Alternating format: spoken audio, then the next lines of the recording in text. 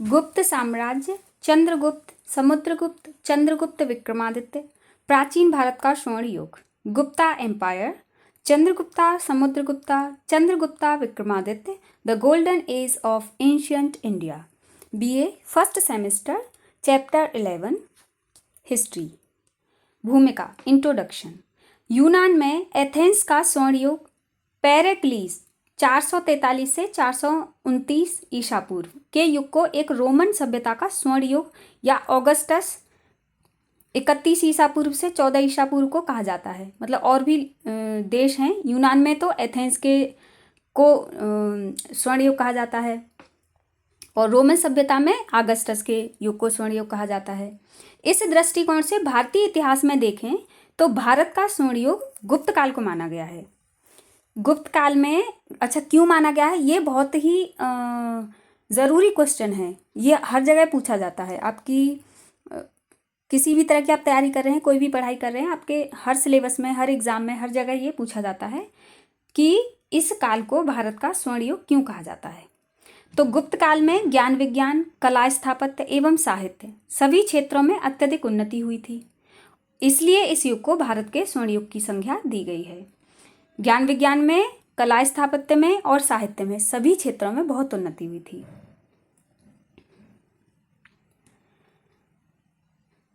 जो दिग्विजय का कार्य नेपोलियन बोनापार्ट ने यूरोप में 18वीं सदी के अंत में किया, उसे महान गुप्तकालीन सम्राट समुद्रगुप्त 1400 वर्ष पूर्व अर्थात चौथी शताब्दी में ही संपन्न कर चुका था।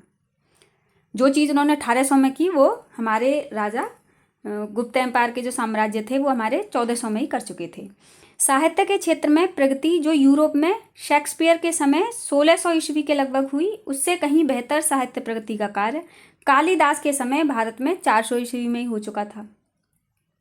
ज्ञान विज्ञान के क्षेत्र में जो उपलब्धियां यूरोप में पुनर्जागरण के समय हुई हैं, वे उपलब्धियां भारत के वैज्ञानिकों ने गुप्त काल में ही प्राप्त कर ली थीं। अब आप देख पा रहे होंगे कितनी ज़्यादा उपलब्धियां हैं इस काल की। इस प्रकार गुप्त काल भारत में राजनीतिक, सामाजिक, आर्थिक एवं सांस्कृतिक सभी क्षेत्रों में स्थायी उपलब्धियों का काल था। इन सभी उपलब्धियों की सांगोपांग विवेचना हम इस अध्याय में करेंगे। गुप्तकालीन इतिहास जानने के स्रोत, sources to know history of Gupta age. गुप्तकालीन इतिहास जानने के हमारे पास प्रचुर साधन उपलब्ध हैं। जैसे हैं, एक तो है अभिलेख, दूसरे हैं सिक्के, तीसरे हैं कला व स्थापत्य, और भी हैं, अभी आगे 5 हैं। तो सबसे पहले अभिलेख देख लेते हैं। इंस्क्रिप्शंस, गुप्तकालीन लेख हमें शिलाओं मतलब पत्थरों से, स्तंभों यानी कि खम्भों से, तथा ताम्रपत्रों यानी कि तांबे के पत्र, एक तांबा एक धातु होती है, उसके पत्तों पर कुछ लिखा हुआ मिला है, उत्कीर्ण मिलते हैं। ये अभिलेख गुप्तकालीन इतिहास जानने के प्रमुख स्रोत हैं। ये क्या है? प्रमुख स्रोत हैं।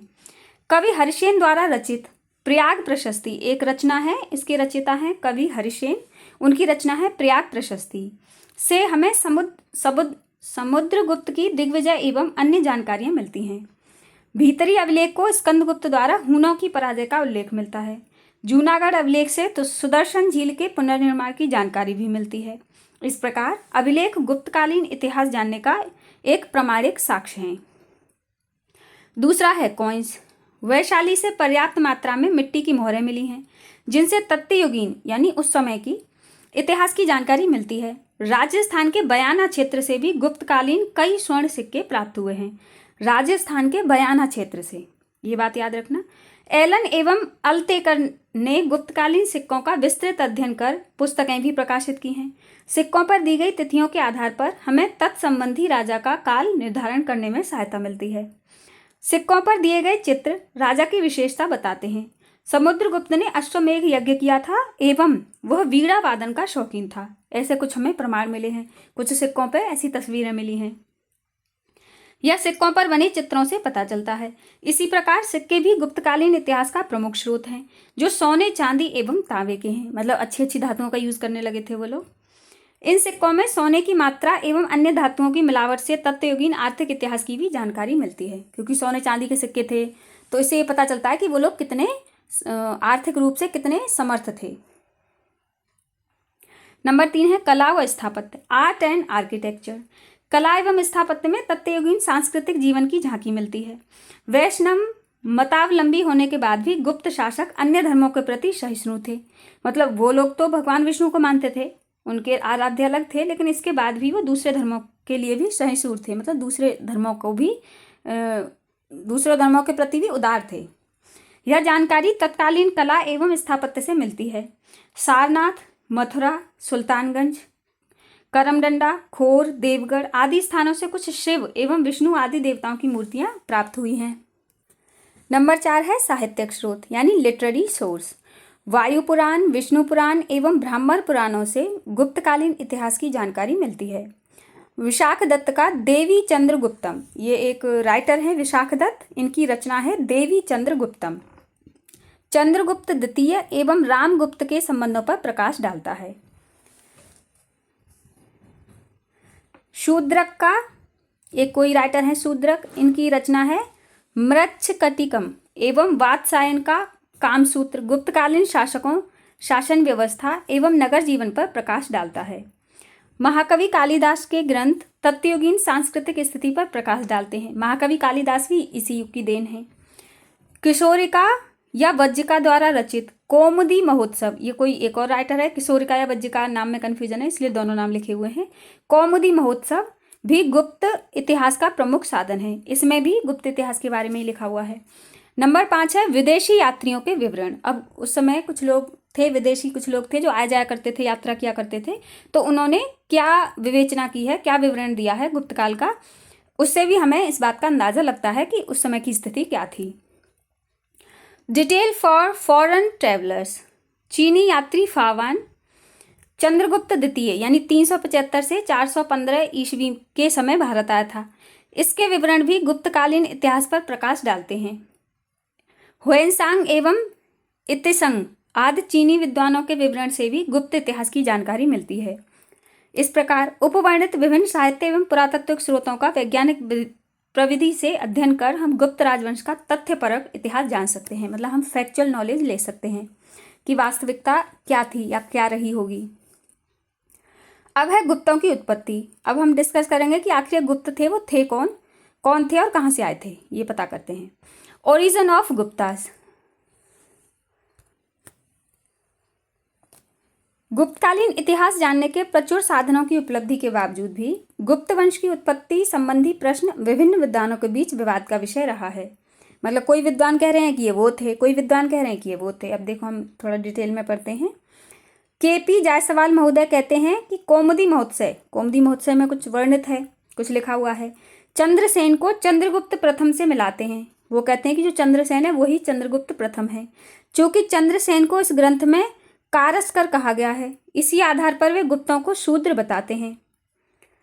अब केपी जायसवाल कह रहे हैं कि वे शूद्र थे। नंबर 2 है गौरी शंकर ओझा, ये गुप्तों को क्षत्रिय बताते हैं। और नंबर 3 है डॉक्टर रायबली पांडे, ये कहते हैं कि ये पहले तो वैश्य थे, बाद में वर्ण बदलकर, मतलब इन्होंने अपना कर्म और वर्ण बदलकर ये क्षत्रिय बन गए हैं।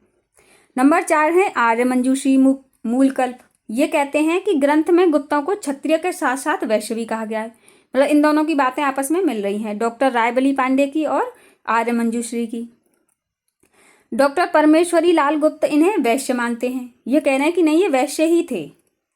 इनके अलावा A.S. अल्तेकर, रोमिला थापर एवं रामशरण शर्मा भी गुप्तों को वैश्य ही मानते हैं। ये कहते हैं कि वो वैश्य थे और वो वैश्य ही रहे।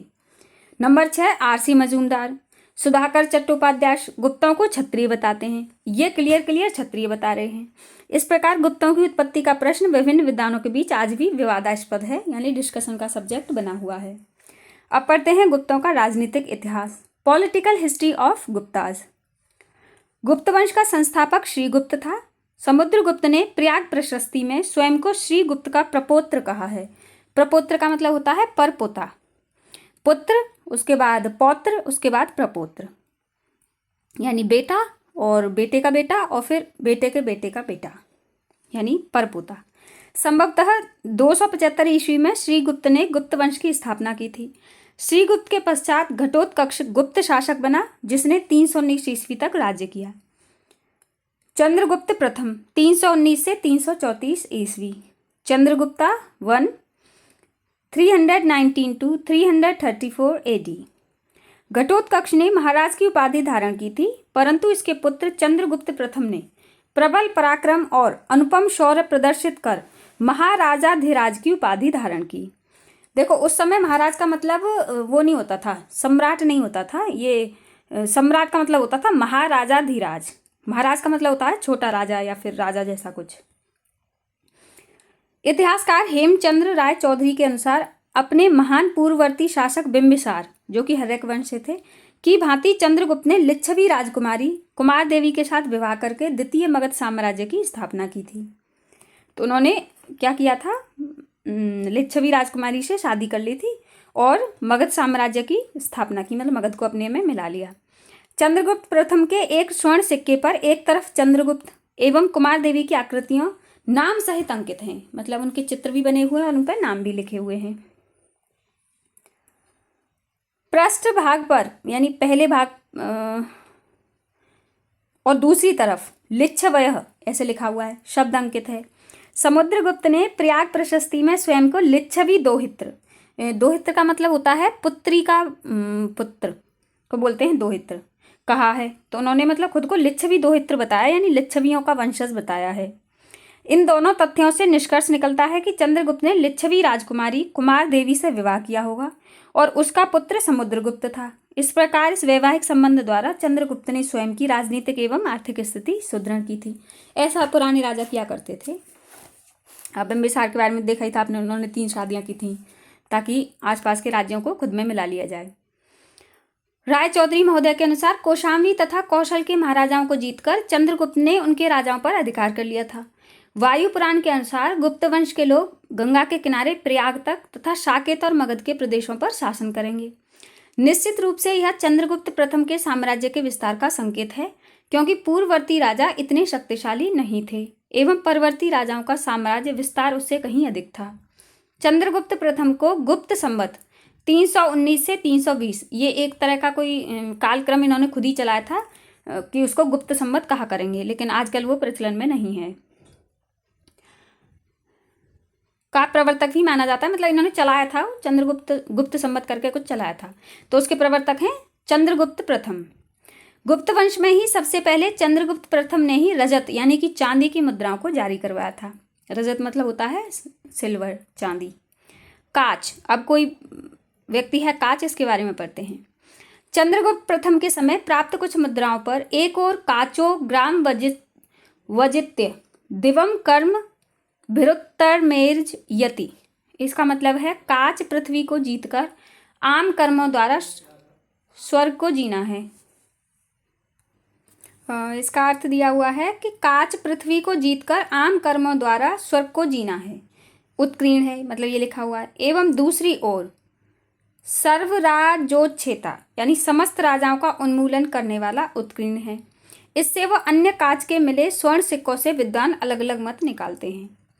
नंबर 1 रेपशन तथा हेरास के अनुसार चंद्रगुप्त के पश्चात उसका ज्येष्ठ पुत्र काच शासक बना। समुद्रगुप्त ने युद्ध में उसे परास्त कर उसकी हत्या कर राजगद्दी प्राप्त कर ली थी। दूसरे हैं एलन फ्लीट स्मिथ एवं राय चौधरी महोदय काच को ही समुद्रगुप्त मानते हैं। एलन के अनुसार काच समुद्रगुप्त का मूल नाम था।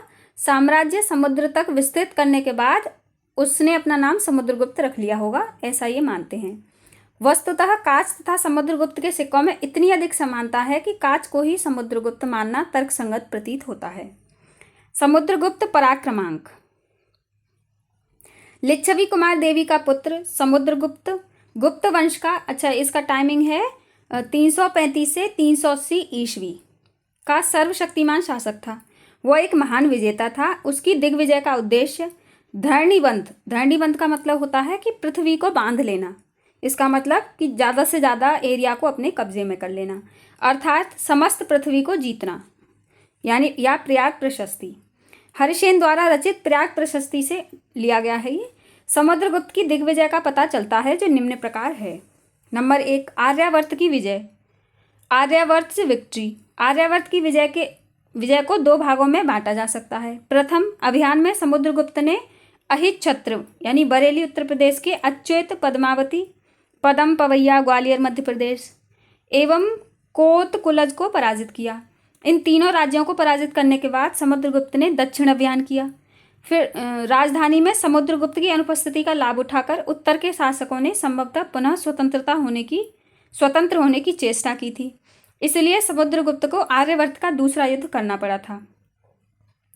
मनुस्मृति में पूर्वी समुद्र से लेकर पश्चिमी समुद्र तक और विंध्याचल तथा हिमालय पर्वतों के बीच स्थित भाग को आर्यावर्त कहा गया है।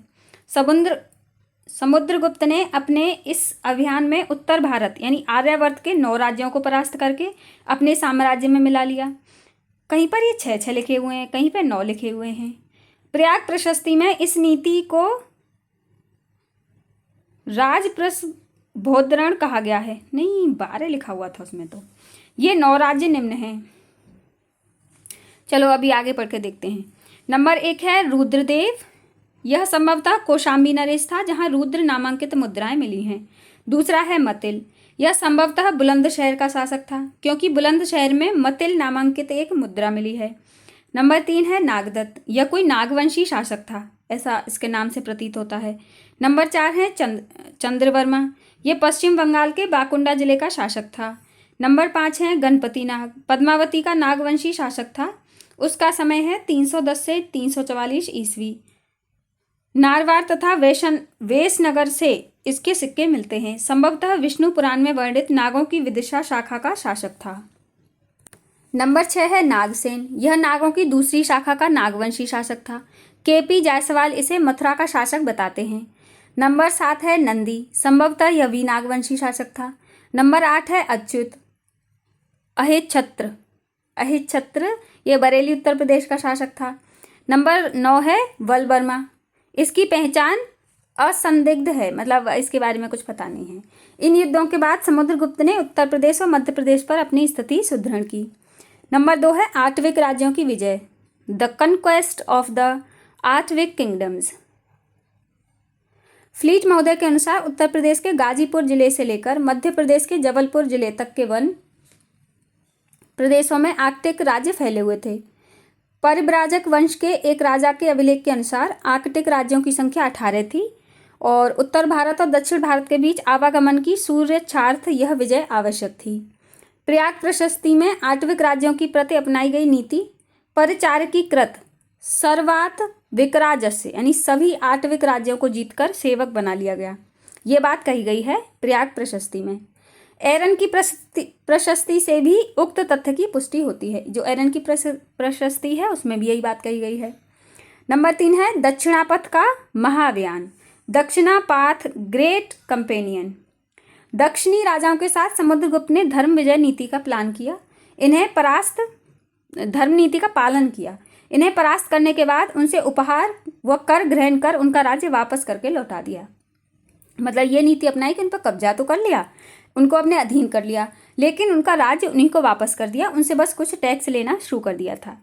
दक्षिणापथ के प्रति उसकी नीति सर्वकर ग्रहण मोक्षानुग्रह कहलाती है। दक्षिणापथ से तात्पर्य उत्तर में विंध्य पर्वत से लेकर दक्षिण में कृष्णा तुंगभद्रा नदी प्रदेश तक है। प्रयाग प्रशस्ति की 19वीं तथा 20वीं पंक्तियों में समुद्रगुप्त द्वारा विजित 12 राज्यों एवं उनके राजाओं के नाम निम्नवत हैं। नंबर 1 कौशल तथा दक्षिण कौशल का महेंद्र। इसको महाकौशल, बिलासपुर, रायपुर, संबलपुर के जिले हैं। दूसरा है महाकांतर का व्याघ्रराज। महाकांतर विस्तीर्ण जंगलों के लिए प्रयुक्त हुआ है। नंबर 3 है कौशल का मंटराज। दक्षिण भारत का कोराड, सोनपुर का प्रदेश। नंबर 4 है पिष्टपुर का महेंद्रगिरी, आंध्र प्रदेश में गोदावरी जिला। नंबर 5 कोट्टर का स्वामी दत्त, उड़ीसा का गंजाम जिले का कोठूर स्थान। नंबर 6 एरंडपल का दमन, आंध्र प्रदेश का विशाखापट्टनम जिला। नंबर 7 है कांची का विष्णुगोप, मद्रास जो कि चेन्नई था पहले, नहीं अभी चेन्नई है, पहले मद्रास था, के निकट है कांजीवरम। नंबर 8 है अवमुक्त का नीलराज, गोदावरी के निकट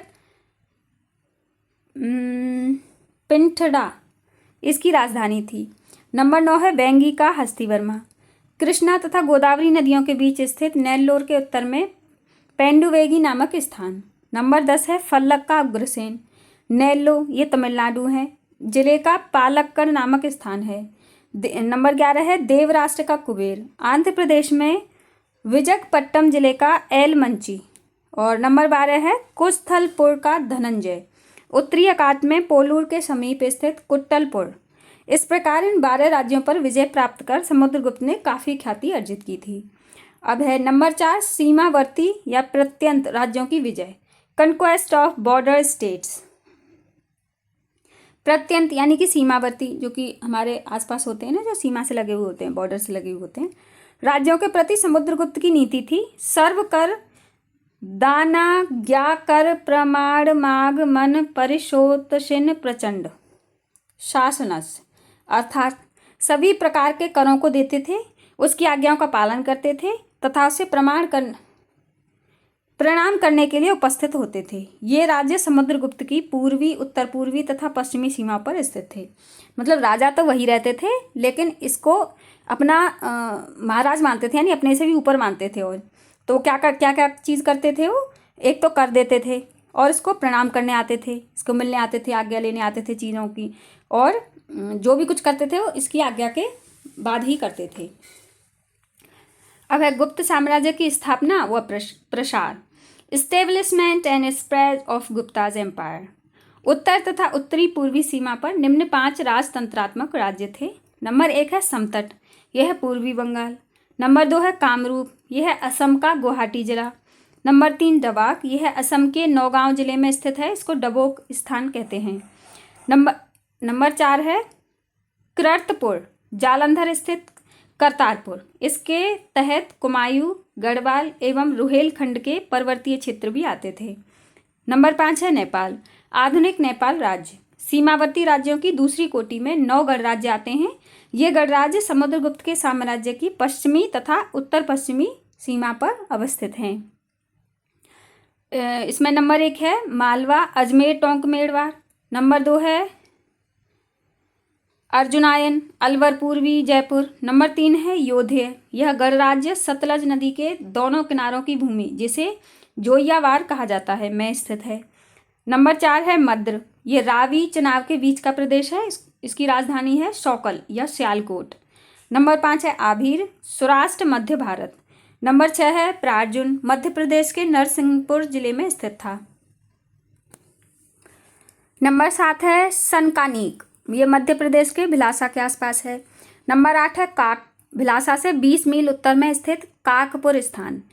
नंबर 9 है खरपरिक, यह मध्य प्रदेश के दमोह के पास है। ऐसा प्रतीत होता है कि समुद्रगुप्त के पराक्रम से भयभीत होकर इन पराजित राज्यों ने उसकी अधीनता स्वीकार कर ली थी। नंबर 5 है परराष्ट्र नीति, यह है एक फॉरेन पॉलिसी, इसको नाम दिया गया है। प्रयाग प्रशस्ति की 23वीं एवं 24वीं पंक्तियों में कुछ विदेशी शक्तियों के नाम दिए गए हैं। समुद्रगुप्त ने इनके साथ निम्नलिखित शर्तों पर सेवा और सहयोग की संधियां की थी।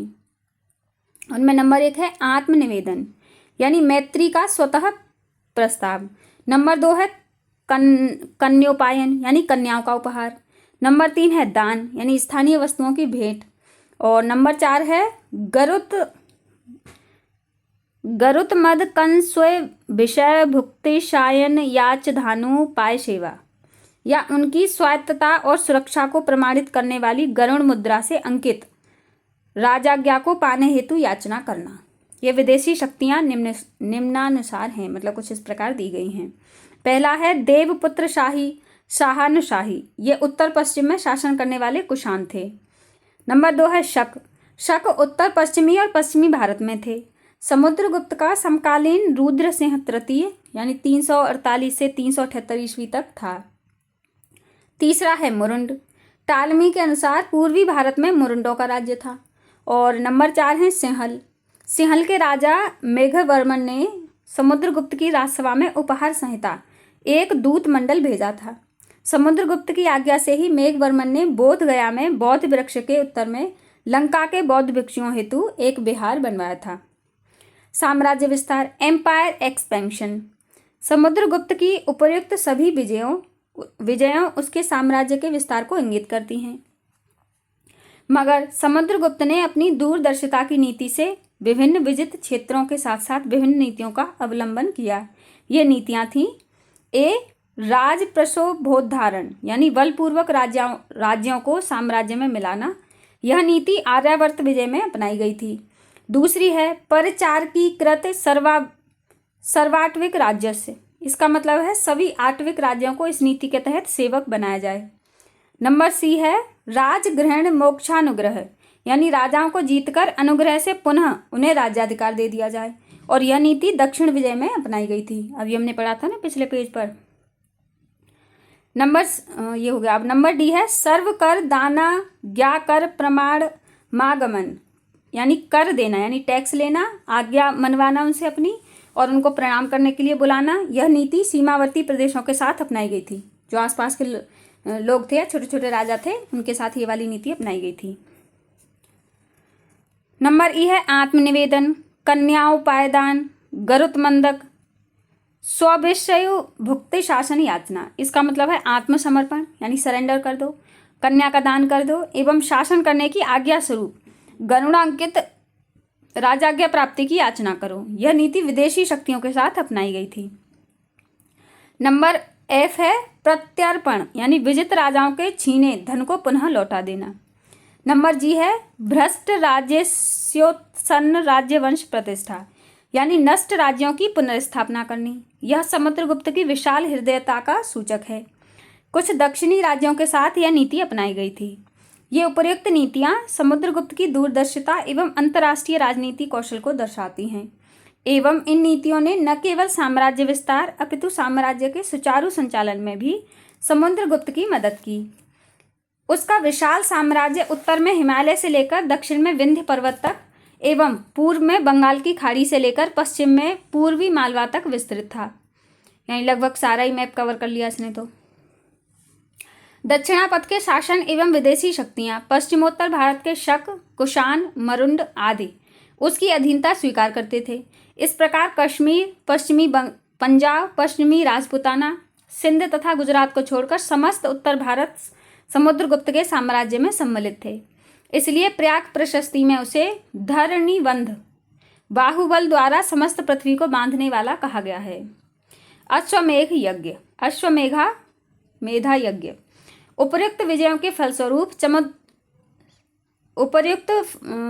फलस्वरूप समुद्रगुप्त द्वारा किए गए अश्वमेघ यज्ञ का प्रमाण हमें निम्न स्रोतों से मिलता है। नंबर 1 स्कंदगुप्त का भीतरी अभिलेख। नंबर 2 समुद्रगुप्त के अश्वमेघ प्रकार के सिक्के उसके द्वारा अश्वमेघ यज्ञ किए जाने का साक्ष्य देते हैं। उनके एक और यज्ञ यूप में बंधे अश्वमेघ की आकृति तथा पृष्ठभाग पर अश्वमेघ पराक्रम उत्कीर्ण मिलता है। नंबर 3 प्रभावती गुप्त के पूना प्लेट अभिलेख से ज्ञात होता है कि समुद्रगुप्त ने एक से अधिक अश्वमेघ यज्ञों का अनुष्ठान किया था। अब हैं मुद्राएं, यानी कि करेंसीज। समुद्रगुप्त के काल की निम्न 6 प्रकार की मुद्राएं प्राप्त हुई हैं। नंबर 1 है गरुड़ ध्वज में अंकित सिक्के नागवंशी राजाओं के ऊपर उसकी विजय का संकेत देते हैं। नंबर 2 है धनुर्धारी प्रकार। इन पर एक और वह धनुष बाण लिए खड़ा है और पृष्ठभाग पर अप्रतिरथ अंकित है। नंबर 3 है परशु प्रकार। एक तरफ वह परशु धारण किए हुए है और पृष्ठभाग पर सिंहासनासीन देवी के साथ कृतांत परशु अंकित है। नंबर 4 है अश्वमेघ प्रकार। एक तरफ यज्ञ सूप से बंधा घोड़ा तथा पृष्ठभाग पर राजमहिषी यानी दत्त देवी की आकृति के साथ साथ अश्वमेघ पराक्रम अंकित है। नंबर 5 है व्याघ्रहनन प्रकार। एक और व्याघ्र का आखेट करते चित्र है, यानी बाघ का शिकार करते हुए, और दूसरी ओर मकर वाहिनी गंगा की आकृति उत्कीर्ण है। नंबर 6 है वीणा वादन प्रकार। एक और समुद्रगुप्त को वीणा बजाते हुए दिखाया गया है और दूसरी ओर लक्ष्मी की आकृति अंकित है। यह मुद्रा उसका संगीत प्रेम दर्शाती है। अब देखो इनसे पता लगाया गया कि ये हो सकता है कि वो वीणा बजाना जानता हो या उसको शौक हो, लेकिन ये ज़रूरी नहीं है कि उसको आता हो, क्योंकि सिक्के ही तो मिले। अब हमें कोई रिकॉर्डिंग तो मिली नहीं है, लेकिन हिस्ट्री में फिर ऐसे हिसाब लगाया जाता था पहले। समुद्रगुप्त का मूल्यांकन, एवोल्यूशन ऑफ समुद्रगुप्ता। समुद्रगुप्त एक महान विजेता, धर्म विजयी एवं कविराज था। कविराज मतलब अच्छा कवि, कवियों का भी कवि।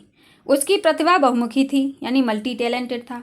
उसके बारे में प्रयाग प्रशस्ति में सही लिखा है, कौन साध्योस्य न स्याद गुणमति, अर्थात विश्व में कौन सा ऐसा गुण है जो उसमें नहीं है।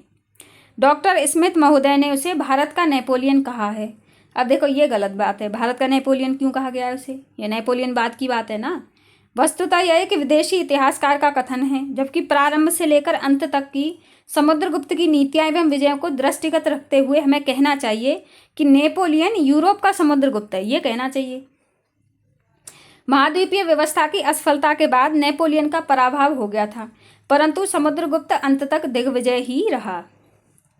समुद्रगुप्त यद्यपि वैष्णव मतानुयायी था, परंतु वह अन्य धर्मों के प्रति भी सहिष्णु था।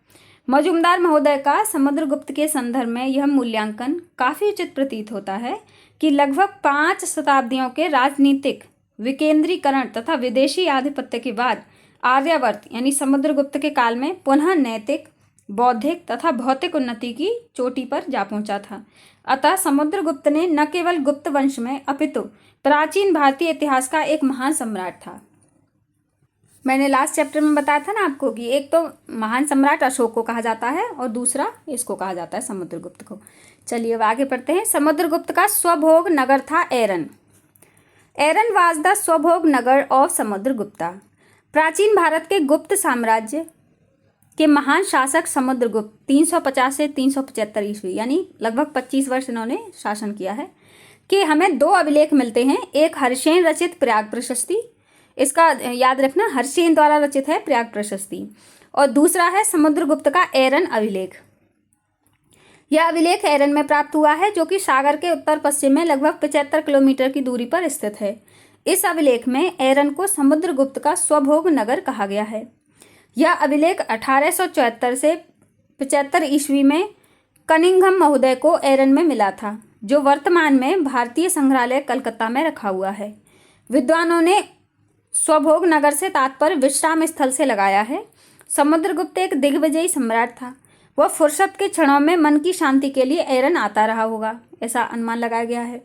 यदि ऐसा था तो निश्चित रूप से एरन गुप्त काल में प्राकृतिक रूप से मनोरम का स्थान रहा होगा। वो ज़रूर बहुत एक अच्छी सुहावनी मनमोहक जगह रही होगी। वो मतलब वहाँ पे प्रकृति का बहुत अच्छा सौंदर्य रहा होगा, जैसे पेड़, फूल, पत्ते, शांति, ये सब रही होंगी वहाँ पे। प्राकृतिक सौंदर्य को देखते हुए ही से अभिलेख में स्वभोग नगर की संज्ञा दी गई है। मतलब आराम की जगह, स्वर्ग जैसा मनोरम वहाँ पे होगा, ऐसी संज्ञा दी गई है। एरन से प्राप्त सिक्कों के आधार पर ही रामगुप्त की ऐतिहासिकता प्रमाणित होती है। एरन से ही भानुगुप्त का 510 ईसा का एरन अभिलेख भी प्राप्त हुआ है, जो कि भारत में सती प्रथा के अस्तित्व का प्रथम अभिलेखीय साक्ष्य है। यानी इससे पता चलता है कि इस समय सती प्रथा थी। एरन से प्राप्त गुप्तकालीन विष्णु भगवान की, नवराह की एवं पशुबहार की विशाल पाषाण प्रतिमाएं इस स्थल के महत्व को रेखांकित करती हैं। एक पशुबराह की प्रतिमा पर तो हून शासक तोरमान का भी अभिलेख मिला है, जिससे पता चलता है कि तोरमान भी एरन तक आ गया था। इस प्रकार स्पष्ट है कि प्राचीन काल में एरन एक महत्वपूर्ण स्थल था। यूरोप का समुद्रगुप्त तथा नेपोलियन। यूरोप का समुद्रगुप्त था Napoleon. Napoleon was the Samudragupta of Europe. प्रख्यात साम्राज्यवादी इतिहासकार विंसेंट स्मिथ महोदय ने गुप्त काल के महानतम सम्राट समुद्रगुप्त 335 से 380 ईस्वी को भारत का नेपोलियन कहा है।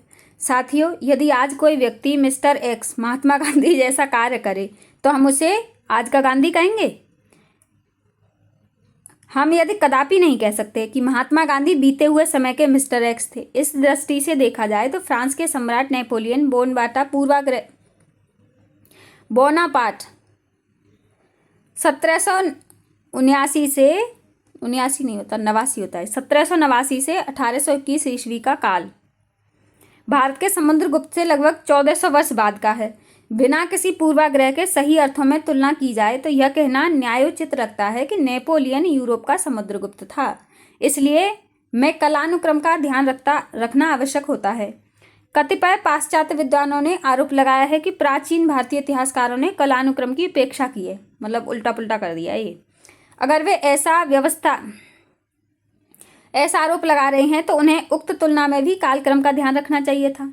वैसे भी महाद्वीपीय व्यवस्था के पश्चात नेपोलियन पर पराभव हो गया था, परंतु समुद्रगुप्त अंत तक दिग्विजयी रहा था। ये बात भी तो उन्हें याद रखना चाहिए कि समुद्रगुप्त कभी हारा ही नहीं था, उससे तो किसी ने नहीं हराया, जबकि नेपोलियन हार चुका है, तो उसकी तुलना कर भी कैसे सकते हो। कालिदास को भी भारत का शेक्सपियर कहा जाता है, ये भी देखो उल्टी तुलना है। इंग्लैंड के विश्वविख्यात कवि एवं नाटककार विलियम शेक्सपियर का काल 1564 से 1616 ईस्वी तक था। भारत का कालिदास गुप्त सम्राट चंद्रगुप्त विक्रमादित्य यानी 380 से 412, अब देखो देख रहे हो कितना डिफरेंस है, 1000 का डिफरेंस है कम से कम, का समकालीन था। इस दृष्टि से गुप्तकालीन महानतम कवि एवं नाटककार कालिदास का समय शेक्सपियर से लगभग 1200 वर्ष पूर्व का है। अतः शेक्सपियर यूरोप का कालिदास था, यह कथन अधिक उपयुक्त प्रतीत होता है। यदि शेक्सपियर के साहित्य में अंग्रेजी साहित्य का चरमोत्कर्ष परिलक्षित होता है तो गुप्त काल को भारतीय इतिहास के स्वर्ण युग का दर्जा दिलाने में महानतम कवि कालिदास की भी अहम भूमिका थी। कालिदास के ग्रंथ रघुवंश, कुमार संभव, विक्रम मौर्य वंशियम, मालविक्राने मित्रम, मेघदूत ऋतुसंहार एवं अभिज्ञान शकुंतलम आदि आज भी विश्व प्रसिद्ध साहित्य के अंग बने हुए हैं। अब चलिए रामगुप्त के बारे में पढ़ते हैं। रामगुप्ता विशाखा दत्त का देवी चंद्रगुप्तम, बाणभट्ट का हर्षचरित और राजशेखर की काव्य मीमांसा, भोज का श्रृंगार, प्रकाश आदि साहित्य साक्ष्य रामगुप्त की ऐतिहासिकता प्रमाणित करते हैं। इन साहित्यिक साक्ष्यों के अनुसार समुद्रगुप्त के 2 पुत्रों यानी रामगुप्त एवं चंद्रगुप्त में ज्येष्ठ पुत्र रामगुप्त शासक बना। उसकी निर्बलता का लाभ उठाकर शक शासन ने उसे परास्त कर दिया। यह अपमानजनक संधि करने को बाध्य किया कि वह अपनी पत्नी ध्रुव देवी यानी ध्रुव स्वामिनी को शक राजा को भेंट स्वरूप अर्पित कर दे। रामगुप्त ने यह शर्त स्वीकार कर ली। छी छी छी छी। मगर उसके वीर एवं स्वाभिमानी छोटे भाई चंद्रगुप्त ने कुल की मर्यादा की रक्षार्थ एवं अत्यंत साहसपूर्ण कदम उठाया। चंद्रगुप्त ध्रुव देवी का छद्म वेश धारण कर, मतलब भेजना था ध्रुव देवी को, लेकिन किया क्या, चंद्रगुप्त चले गए उसका अपनी भाभी का रूप धारण करके, मतलब साड़ी आड़ी पहन के, ऐसे कपड़े पहन के चले गए। और क्या किया, और शिविर में गया और उसकी हत्या कर दी। तो जो शक का राजा था उसकी हत्या कर दी। चंद्रगुप्त ने साहसपूर्ण कार्य ने जहां उसे लोकप्रिय बनाया वहीं रामगुप्त को निंदनीय। चंद्रगुप्त ने अपनी इस लोकप्रियता को भुनाते हुए न केवल रामगुप्त की हत्या कर दी अपितु उसकी पत्नी ध्रुव देवी से विवाह भी कर लिया। उसने मौके का फायदा उठाया और उस अपने जो निर्बल था उसका भाई, उसकी हत्या कर दी और उसकी पत्नी से खुद ने शादी कर ली। चंद्रगुप्त द्वितीय विक्रमादित्य, यह है 380 से 412 ईस्वी तक। समुद्रगुप्त की प्रधान राजमहिषी दत्त देवी का पुत्र चंद्रगुप्त द्वितीय, जिसका अन्य नाम देवराज अथवा देवगुप्त भी था, एक शक्तिशाली सम्राट था। विक्रमांक या विक्रमादित्य, परम भागवत आदि उसकी प्रमुख उपाधियां थीं। ये एक तरह की अवार्ड थे, एक तरह की वो थी उपाधियां थीं जो उसको मिली थी या किसने दी थी, आगे पढ़ते हैं। वैवाहिक संबंधों द्वारा सर्वप्रथम उसने अपनी स्थिति सुदृढ़ की। उसने भी ऐसे शादी करके अपनी स्थिति मजबूत की थी। नाग राजकुमारी कुबेर नागा के साथ विवाह किया। उसकी पुत्री प्रभावती गुप्त थी। नंबर 2, प्रभावती गुप्त का विवाह, पहले तो खुद ने नागवंश की राजकुमारी से शादी की, फिर उसकी जो पुत्री हुई उसका विवाह बकातक रुद्रसेन द्वितीय से कर दिया। मगर रुद्रसेन की मृत्यु के बाद अपने पुत्रों यानी दिवाकर सेन तथा दामोदर सेन की संरक्षिका के रूप में कालांतर में प्रभावती गुप्त शासन द्वारा शासन किया गया। चंद्रगुप्त ने बकाटकों की सहायता से गुजरात और काठियावाड़ के शकों का अंत कर दिया। तालगुंड अभिलेख के अनुसार कदम्ब वंश यानी कुंतल और कनरिक के शासक काकुर्स वर्मन ने अपनी कन्या का विवाह चंद्रगुप्त के पुत्र कुमारगुप्त प्रथम से किया। यहाँ यह भी उल्लेखनीय है कि चंद्रगुप्त की कुबेर नागा के अलावा एक अन्य पत्नी ध्रुव देवी यानी ध्रुव स्वामिनी भी थी, जो पहले रामगुप्त की पत्नी थी। तो गोविंद गुप्त एवं कुमारगुप्त उसी के पुत्र थे। अब है साम्राज्य विस्तार। चंद्रगुप्त की सर्वप्रमुख सफलता शकों के विरुद्ध थी। उसने उत्तर पश्चिम के कुषाण तथा गुजरात काठियावाड़ के शक राज्यों को ध्वस्त करते हुए शक राज्य रुद्रसिंह तृतीय को परास्त किया और पूर्वी बंगाल को भी जीत लिया। दिल्ली में कुतुब मीनार के निकट लोह स्तंभ पर अंकित चंद्र संभवतः इसी चंद्रगुप्त प्रथम की बात है, ऐसा माना गया है। अतः इस प्रकार चंद्रगुप्त द्वितीय का साम्राज्य विस्तार पश्चिम में बल्लख यानी बैक्ट्रिया से लेकर पूर्व में पूर्वी बंगाल के निकटवर्ती क्षेत्रों तक विस्तृत था, फैला हुआ था। मुद्राएं, चंद्रगुप्त कालीन मुद्राएं भी उसके समय कुछ घटनाओं पर प्रकाश डालती हैं। जैसे एक सिक्के पर सिंह को मारते हुए दिखाया गया है, जबकि समुद्रगुप्त के सिक्कों पर व्याघ्र मारते हुए दिखाया गया है, यानी एक में शेर को मारते हुए दिखाया गया और एक में चीते को यानी बाघ को। क्योंकि शेर उस समय सौराष्ट्र के जंगलों में ही थे, अतः समुद्रगुप्त की राज्य सीमा से सौराष्ट्र बाहर था।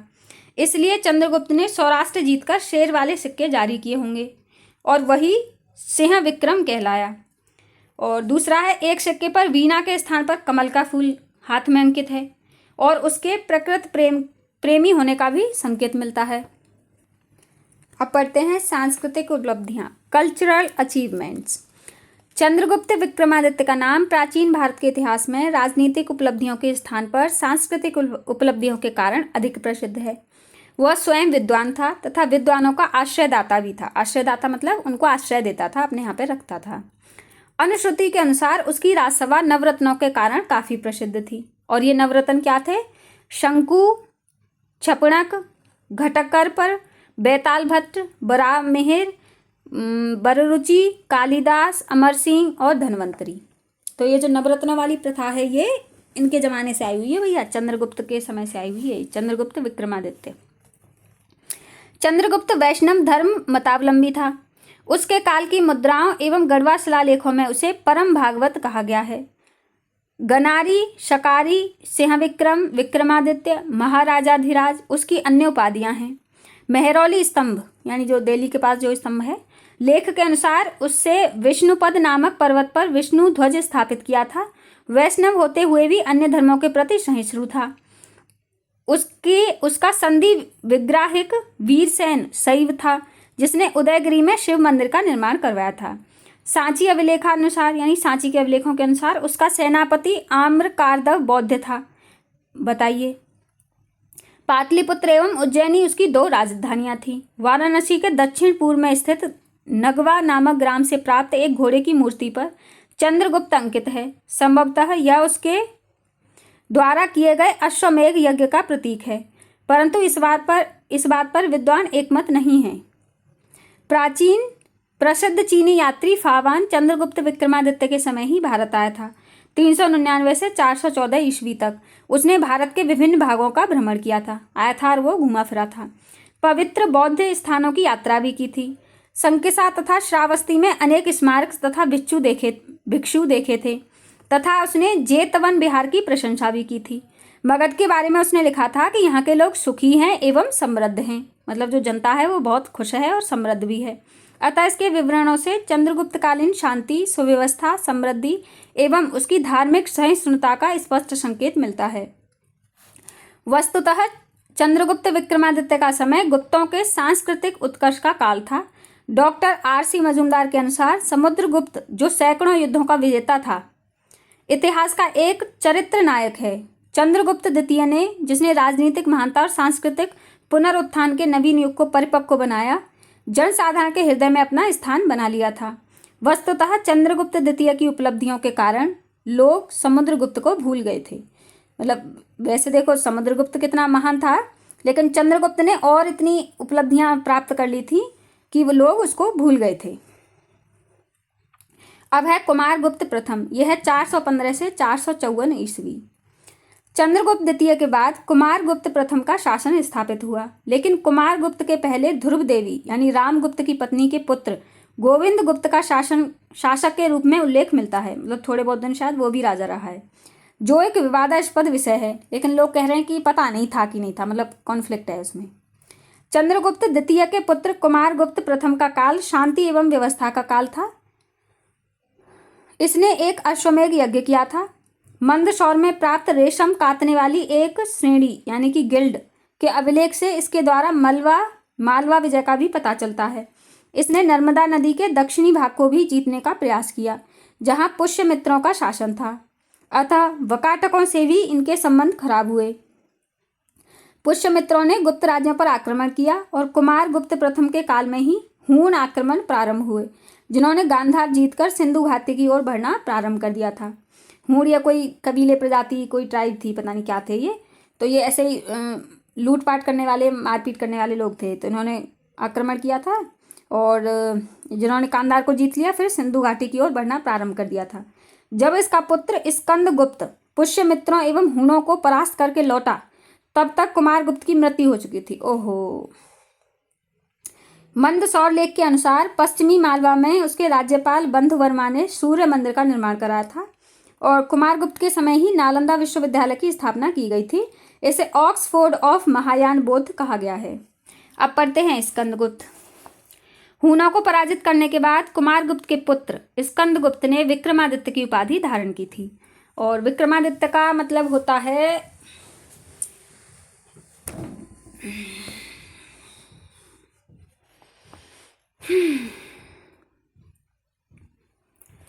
हूणों को पराजित करने वाला स्कंदगुप्त भारत ही नहीं यूरोप एवं एशिया का भी प्रथम वीर था। संभवतः सिंहासन प्राप्ति हेतु उसे अपने भाई पुरगुप्त से संघर्ष करना पड़ा था।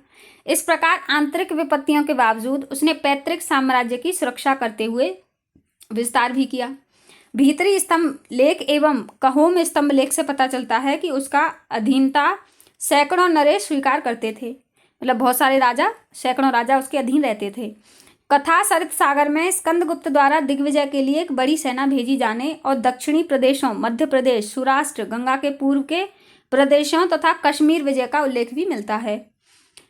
रुद्रदामन के जूनागढ़ अभिलेख से ज्ञात होता है कि चंद्रगुप्त के सौराष्ट्र मतलब सौर राज्य हो गए स्टेट प्रांत के गवर्नर, चंद्रगुप्त के सौराष्ट्र प्रांत के गवर्नर पुष्यगुप्त ने, चाहे किसी का नाम है, ऊर्जियत पर्वत से निकलने वाली सुवर्ण सित्तका तथा पलाशिनी नदियों के पार पानी को रोककर सुदर्शन झील यानी बांध का निर्माण करवाया था।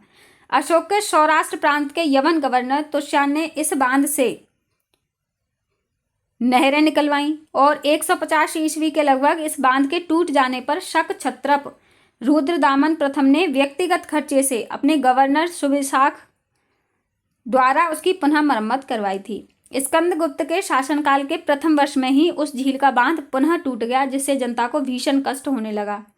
अतः स्कंदगुप्त के सौराष्ट्र प्रांत के गवर्नर पर्णदत्त के पुत्र चक्रपालित ने पुनः इसकी मरम्मत कराई तथा इसके तट पर एक विष्णु मंदिर का निर्माण भी करवाया। स्कंदगुप्त स्वयं वैष्णव था, परंतु वह धार्मिक रूप से सहिष्णु था। अब देखते जा रहे हो, मतलब ये सारे ही लोग विष्णु भगवान को मानते थे, लेकिन और धर्मों के प्रति भी उदार थे। भीतरी स्तंभ लेख के अनुसार स्कंदगुप्त के विष्णु मंदिर एवं विष्णु प्रतिमा की स्थापना की। कहोम स्तंभ लेख से ज्ञात होता है कि उसके काल में मद्र नामक एक व्यक्ति ने जैन तीर्थंकरों की पत्थर की 5 मूर्तियां स्थापित करवाई थी।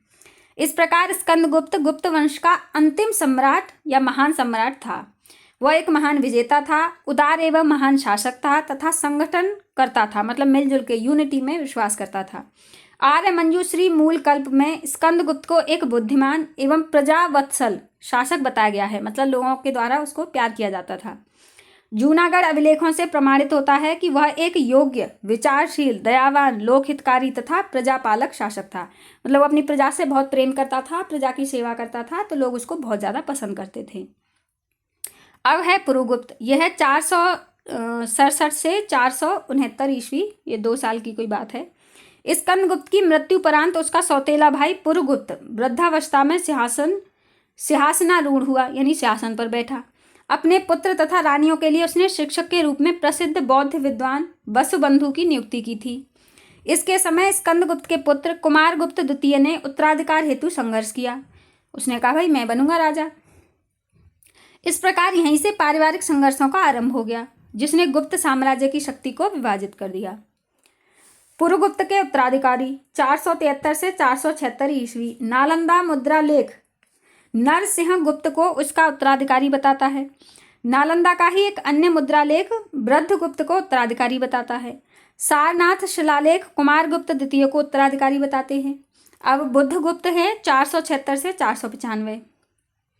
यह पुरुगुप्त एवं उसकी पत्नी चंद्र देवी का पुत्र था। उसके समय पारिवारिक झगड़े हुए एवं प्रांतपतियों ने स्वतंत्रता स्थापित कर ली। तो जो जगह छोटे छोटे जो राजा थे, जिनको मिला के एक बड़ा राज्य बनाया जाता था, उन्होंने क्या किया, अपने आप को अलग कर लिया। बुद्धगुप्त के उत्तराधिकारी तथा गुप्त साम्राज्य का पतन 500 से 570, ये 70 साल की हिस्ट्री पढ़ते हैं। बुद्धगुप्त के पश्चात उसका भाई नरसिंहगुप्त बालादित्य शासक बना, परंतु पूर्व में वैन्यगुप्त एवं पश्चिम में भानुगुप्त ने अपनी स्वतंत्रता स्थापित की। संभवतः नरसिंहगुप्त बालादित्य द्वितीय ने हून मेहर कुल को पराजित किया था, जो कि गुप्त सम्राटों का अंतिम यशस्वी कार्य था। परंतु इसी समय गुप्त साम्राज्य छिन्न भिन्न हो गया। विभिन्न प्रांतपति स्वतंत्र हो गए थे। यशोधर्मा 530 से 540 ईस्वी मालवा का शक्तिशाली राजा बना। मौखिर साम्राज्य का निर्माण हुआ। उनकी देखा देखी अन्य राज्य भी स्वतंत्र होने लगे। गुप्त सम्राटों में अंतिम शासक कुमारगुप्त तृतीय एवं विष्णुगुप्त हुए। विष्णुगुप्त के पश्चात हमें किसी गुप्त शासक का उल्लेख नहीं मिलता है। इस प्रकार 570 ईस्वी के पश्चात गुप्त साम्राज्य पूर्णतः समाप्त हो गया या विलुप्त हो गया। अब पढ़ते हैं गुप्त साम्राज्य के पतन के कारण कि आखिर ऐसा हुआ क्यों। Causes of downfall of Guptas empire. Gupta साम्राज्य के पतन के लिए किसी एक कारण या को विशेष उत्तरदायी नहीं ठहराया जा सकता है। इसके कुछ कारण हैं, ये हम पढ़ते हैं। जैसे अयोग्य उत्तराधिकारी, सबसे पहले इनएलिजिबल सक्सेसर। स्कंदगुप्त के पश्चात के सभी गुप्त शासक अयोग्य होने के साथ साथ निर्बल भी थे और इतने विशाल साम्राज्य की रक्षा करने में पूर्णतः अक्षम साबित हुए। दूसरा है शासन व्यवस्था का संघात्मक स्वरूप, फेडरल फॉर्म ऑफ गवर्नेंस। गुप्त साम्राज्य में अनेक सामंतीय इकाइयां थीं। मौखर, सनकानिक, परिव्राजक, उत्तरगुप्त, वर्मन, मैत्रक आदि कई प्रभावशाली सामंत वर्ग थे जिन्हें महाराज की उपाधि प्राप्त थी। ये अपने आप में स्वतंत्र थे। स्कंदगुप्त तक के गुप्त शासकों का प्रभावशाली व्यक्तित्व तो इन्हें गुप्त साम्राज्य के साथ बांधे रहा था, क्योंकि वो इतने पावरफुल और लोकप्रिय राजा थे कि जो बाकी के छोटे छोटे महाराज थे वो उनके पीछे लगे रहते थे, उसकी आज्ञा का पालन करते थे। लेकिन बाद में और जो राजा बने, सक्सेसर जो आए, वो इतने महान या इतना अच्छा उनका व्यक्तित्व तो नहीं था कि वो दूसरे लोगों को प्रभावित कर पाए, या छोटे छोटे राजाओं को, जिनको कि महाराज कहा गया है, को वो प्रभावित कर पाए। स्कंद तक के गुप्त शासकों का प्रभावशाली व्यक्तित्व इन्हें गुप्त साम्राज्य के साथ बांधे रहा, मगर बाद में अयोग्य एवं निर्बल उत्तराधिकारियों का व्यक्तित्व उन्हें बांधे रखने में असमर्थ सिद्ध हुआ, जिन्होंने अपनी स्वतंत्रता घोषित कर दी। तो फिर सब लोग अलग अलग हो गए। नंबर 3 है आनुवांशिक पद, यानी हेरिडेटरी डिजिग्नेशन। गुप्त काल में सम्राटों के अलावा लगभग सभी पद वंशानुगत हो गए थे। हर्षसेन का पिता ध्रुवभूमि भी महादंड नायक था। उदयगिरी का गुहालेख बताता है कि चंद्रगुप्त का सचिव वीरसेन आनुवांशिक रूप से पदासीन था। कुमारगुप्त का मंत्री पृथ्वीसेन भी अपने पिता का उत्तराधिकारी था। योग्यता के स्थान पर आनुवंशिकता को प्राथमिकता मिलने के कारण भी कालांतर में गुप्त साम्राज्य की अवनति हो गई। मतलब राजा तो राजा थे ही, राजकुमार तो राजा बन ही रहे थे, राजा का पुत्र राजा बनेगा, लेकिन बाकी के जो और लोग थे, जैसे मंत्री का बेटा मंत्री बन गया है ना, सेनापति का बेटा सेनापति बन गया, चाहे वो योग्य हो या ना हो, तो इस वजह से उनका पतन होने लग गया। नंबर 4 है प्रांतीय शासकों के विशेषाधिकार, प्रिविलेजेस ऑफ प्रोविंशियल रूलर्स। सामंतों को सेना रखने का अधिकार था। अब ये तो राजा को होना चाहिए, जो सबसे बड़ा राजा है उसको होना चाहिए, लेकिन ये क्या, जो प्रांतीय लोग थे उनके पास भी सेना होती थी। वे महाराज की उपाधि का उपभोग करते थे, उनको महाराजा की उपाधि दी जाती थी, उनको महाराज कह के बुलाया जाता था। अपने अधिकार क्षेत्र में जनता से कर वसूल करने का भी उन्हें अधिकार था। मतलब एक तरह से पूरा राज्य वही करते थे, अलग अलग सामंत ही राज्य करते थे। और ब्राह्मणों को दान स्वरूप भूमि दी जाती थी। साथ साथ उस भूमि के विशेषाधिकार भी दानग्राही को मिलते थे। कालांतर में यह प्रथा घातक सिद्ध हुई। मतलब यही उल्टा पड़ गया, ये फिर हार्मफुल सिद्ध हुआ ये। नंबर 5 है वाह आक्रमण, एक्सटर्नल अटैक। वाह आक्रमणों में हून आक्रमण सर्वाधिक उत्तरदायी था। यद्यपि स्कंदगुप्त ने हूनों को परास्त कर दिया था, परंतु इनके खिलाफ कोई निश्चित नीति नहीं बनाई गई थी। एक बार तो परास्त कर दिया था, लेकिन कोई नीति नहीं बनाई थी। अतः एक ठोस योजना के अभाव में कालांतर में हूण आक्रमण बार बार हुए। तो वो क्या, बार बार आके आक्रमण करते थे, गुप्त शासकों की परेशानी का कारण बन गए। एरन अभिलेख के अनुसार हूण नरेश तोरमार ने 500 ईस्वी के पश्चात एरन प्रदेश पर अधिकार कर लिया था। एरन के राज्यपाल मात्र विष्णु के भाई धन्य विष्णु ने तोरमार की अधीनता स्वीकार कर ली थी। तोरमार पुत्र मेहरकुल एक बार तो नरसिंहगुप्त बालादित्य से पराजित हुआ, परंतु दूसरी बार उसने आक्रमण करके गुप्त साम्राज्य को हिला दिया था। नंबर 6 है नवीन शक्तियों का उदय, राइज ऑफ न्यू पावर्स। 500 ईस्वी के लगभग भारत में कई नई शक्तियों का अभ्युदय हुआ। उनमें थानेश्वर में वर्धन, कन्नौज में मौखरी, कामरूप में वर्मन तथा मालवा में औलिकर वंशी यशोधर्मन मुख्य था। मालवा का यशोधर्मन अत्यधिक प्रतापी शासक था। उसने अंतिम गुप्त सम्राटों से अधिकांश भाग जीत लिया था। हेमचंद्र राय चौधरी यशोधर्मन के पूर्वी भारत अभियान को गुप्त वंश के पतन का तात्कालिक कारण मानते हैं। अब है गुप्तकालीन प्रशासन, एडमिनिस्ट्रेशन ऑफ गुप्तास। गुप्त साम्राज्य एक विशाल साम्राज्य था जिसकी राजधानी पाटलिपुत्र थी। इसमें आप कंफ्यूज मत होना, ये सम्राट अशोक सम्राट के समय में भी थी और इसके समय में भी थी। गुप्तकालीन शासक राजतंत्रात्मक शासन था जिसका केंद्र स्वयं राजा था। उसमें भी ऐसा ही था, इसमें भी ऐसा ही है। अब है सम्राट यानी कि किंग।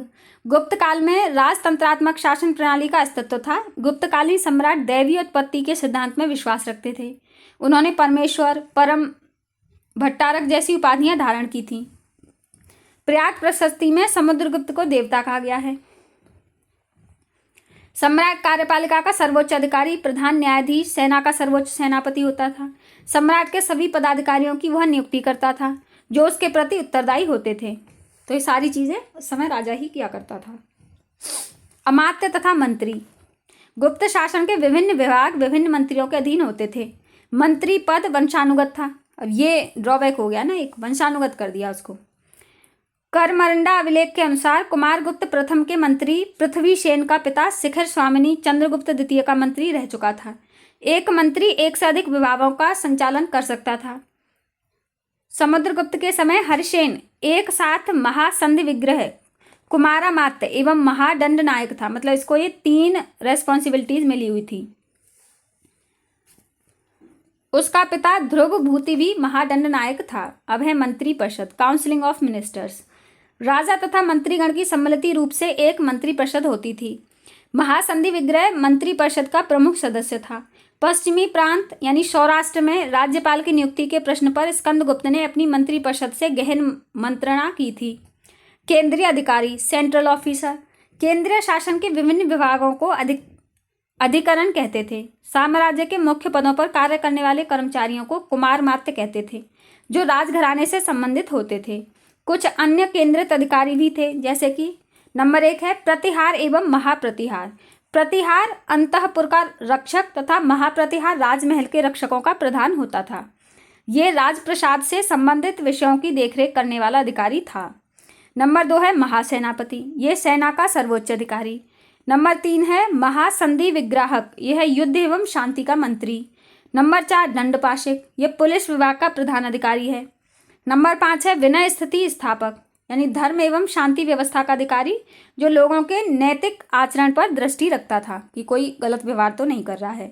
नंबर 6 है रण भंडागरिक, जो सेना के लिए हर प्रकार की सामग्री उपलब्ध कराना इसका दायित्व था। नंबर 7 है महाबलाधिकृत, यह सेना, छावनी एवं व्यूह रचना के विभागों पर इसका अधिकार होता था, या सर्वोच्च सेनाध्यक्ष। नंबर 8 महादंड नायक, ये महासेनापति के अधीन यह युद्ध के अवसर पर सेना का नेतृत्व एवं न्यायाधीश का कार्य करता था। ये 2 काम इसके होते थे। नंबर 9 है भंडागाराधिकृत, यह कोष विभाग का अध्यक्ष, यानी जो खजाना होता है ना राजाओं का, ये उसका अध्यक्ष होता था। महाछपटलिक, ये राज्य के सभी आदेशों को सुरक्षित रखना एवं राजकीय आय व्यय का ब्यौरा रखना इसका कार्य था। नंबर 11 है ध्रुवाधिकरण, यह राज्य का कर वसूल करने वाला विभाग था। इसके अधीन निम्न कर्मचारी आते थे। शौल्किक यानी भूमि का कर वसूलने वाला, गौलमेक यानी जंगलों का कर वसूलने वाला, और तलवाटक और गोप जो गांव के विविध कर्मचारी, जंगलों से राजस्व प्राप्त करने वाला, और गांव के विविध कर्मचारी।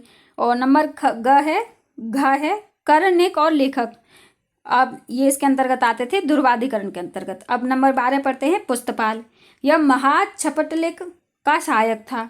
और नंबर 13 है अग्रहारिक, यह दानाध्यक्ष होता था, यानी दान वगैरह करने के अध्यक्ष। अब पढ़ते हैं न्याय प्रशासन, एडमिनिस्ट्रेशन ऑफ जस्टिस। राजा न्याय का सर्वोच्च अधिकारी था। मतलब वैसे तो न्यायाधीश और भी थे, लेकिन अगर कहीं कोई कन्फ्यूजन है, कोई कॉन्फ्लिक्ट है, कोई विरोधाभास है, तो उसका फिर सर्वोच्च जो अधिकारी होता था वो होता था राजा, यानी कि किंग। गुप्त युग में प्रथम बार दीवानी तथा फौजदारी कानून संबंधी व्याख्या प्रस्तुत की गई है। सम्राट के अतिरिक्त एक मुख्य न्यायाधीश तथा अन्य न्यायाधीश भी होते थे। और है श्रेणी, यह व्यापारिक तथा व्यवसायियों का न्यायालय था। पुग, नगर में रहने वाली विभिन्न जातियों का न्यायालय। कुल, पारिवारिक न्यायालय। ये अलग अलग तरह के न्यायालय हुआ करते थे कि कौन सा केस किस न्यायालय में सॉल्व होगा। इन सभी को राज्य की ओर से मान्यता प्राप्त थी। फायान के अनुसार दंड विधान सरल था, मतलब ज़्यादा कठिन दंड नहीं दिए जाते थे। सामान्यतः अर्थदंड दिया जाता था, यानी कि पैसे देने होते थे, फाइन लगता था।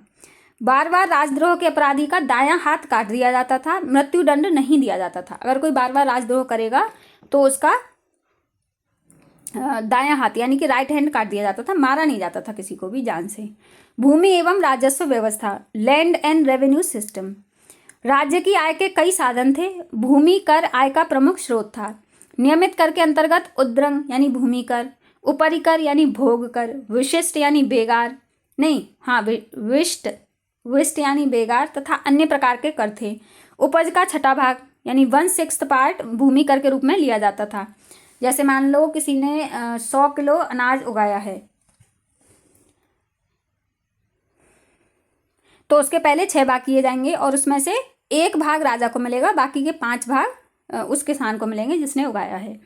करों यानी टैक्सेस की अदायगी दोनों ही रूपों में हिरण्यक यानी नगद और मेय यानी कि अन्न में की जाती थी, मतलब पैसे भी लिए जाते थे और या फिर अनाज लिया जाता था। भूमि कर संग्रह के लिए ध्रुवाधिकरण तथा भूमि अभिलेखों को सुरक्षित रखने के लिए पुस्तपाल, महाछपटलिक तथा कांडिक थे।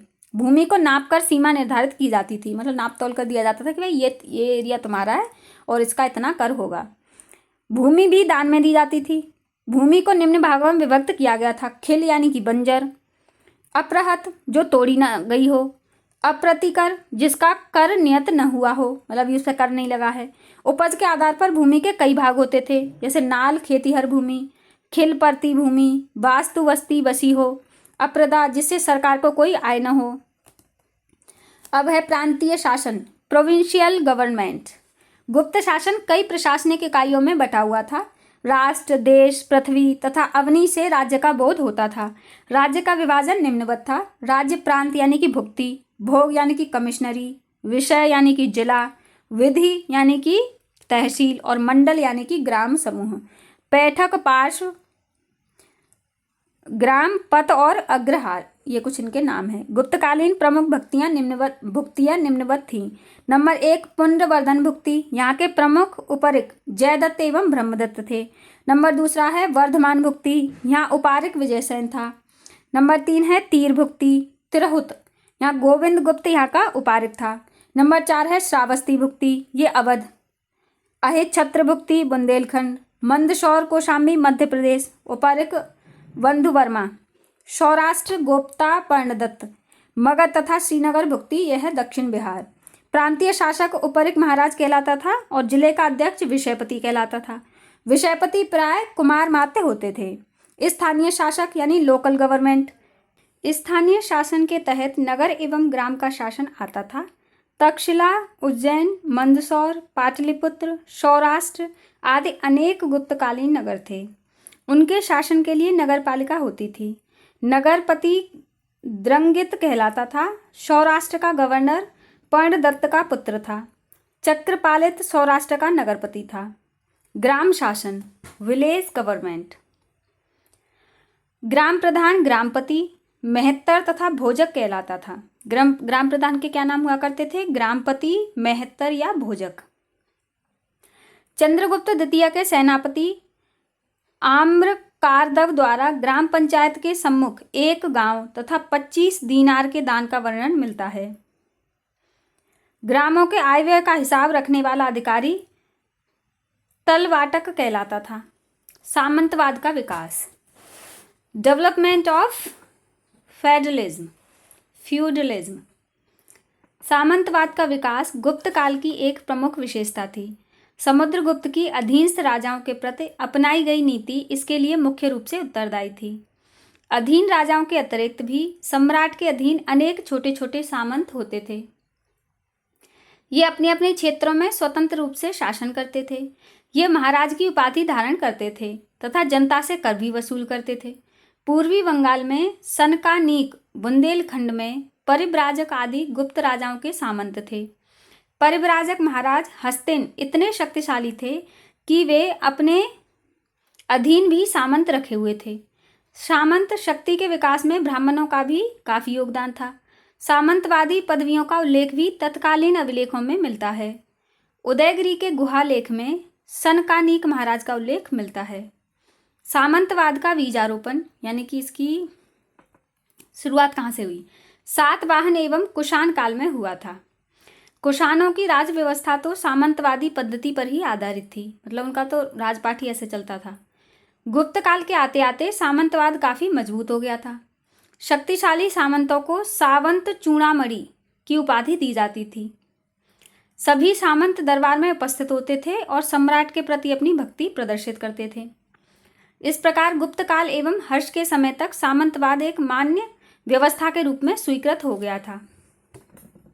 अब है सामाजिक स्थिति, सोशल कंडीशन। गुप्त काल एवं गुप्तोत्तर काल यानी 600 से 1200 ईसा में सामाजिक एवं आर्थिक स्थिति में महत्वपूर्ण परिवर्तन दृष्टिगोचर होते हैं।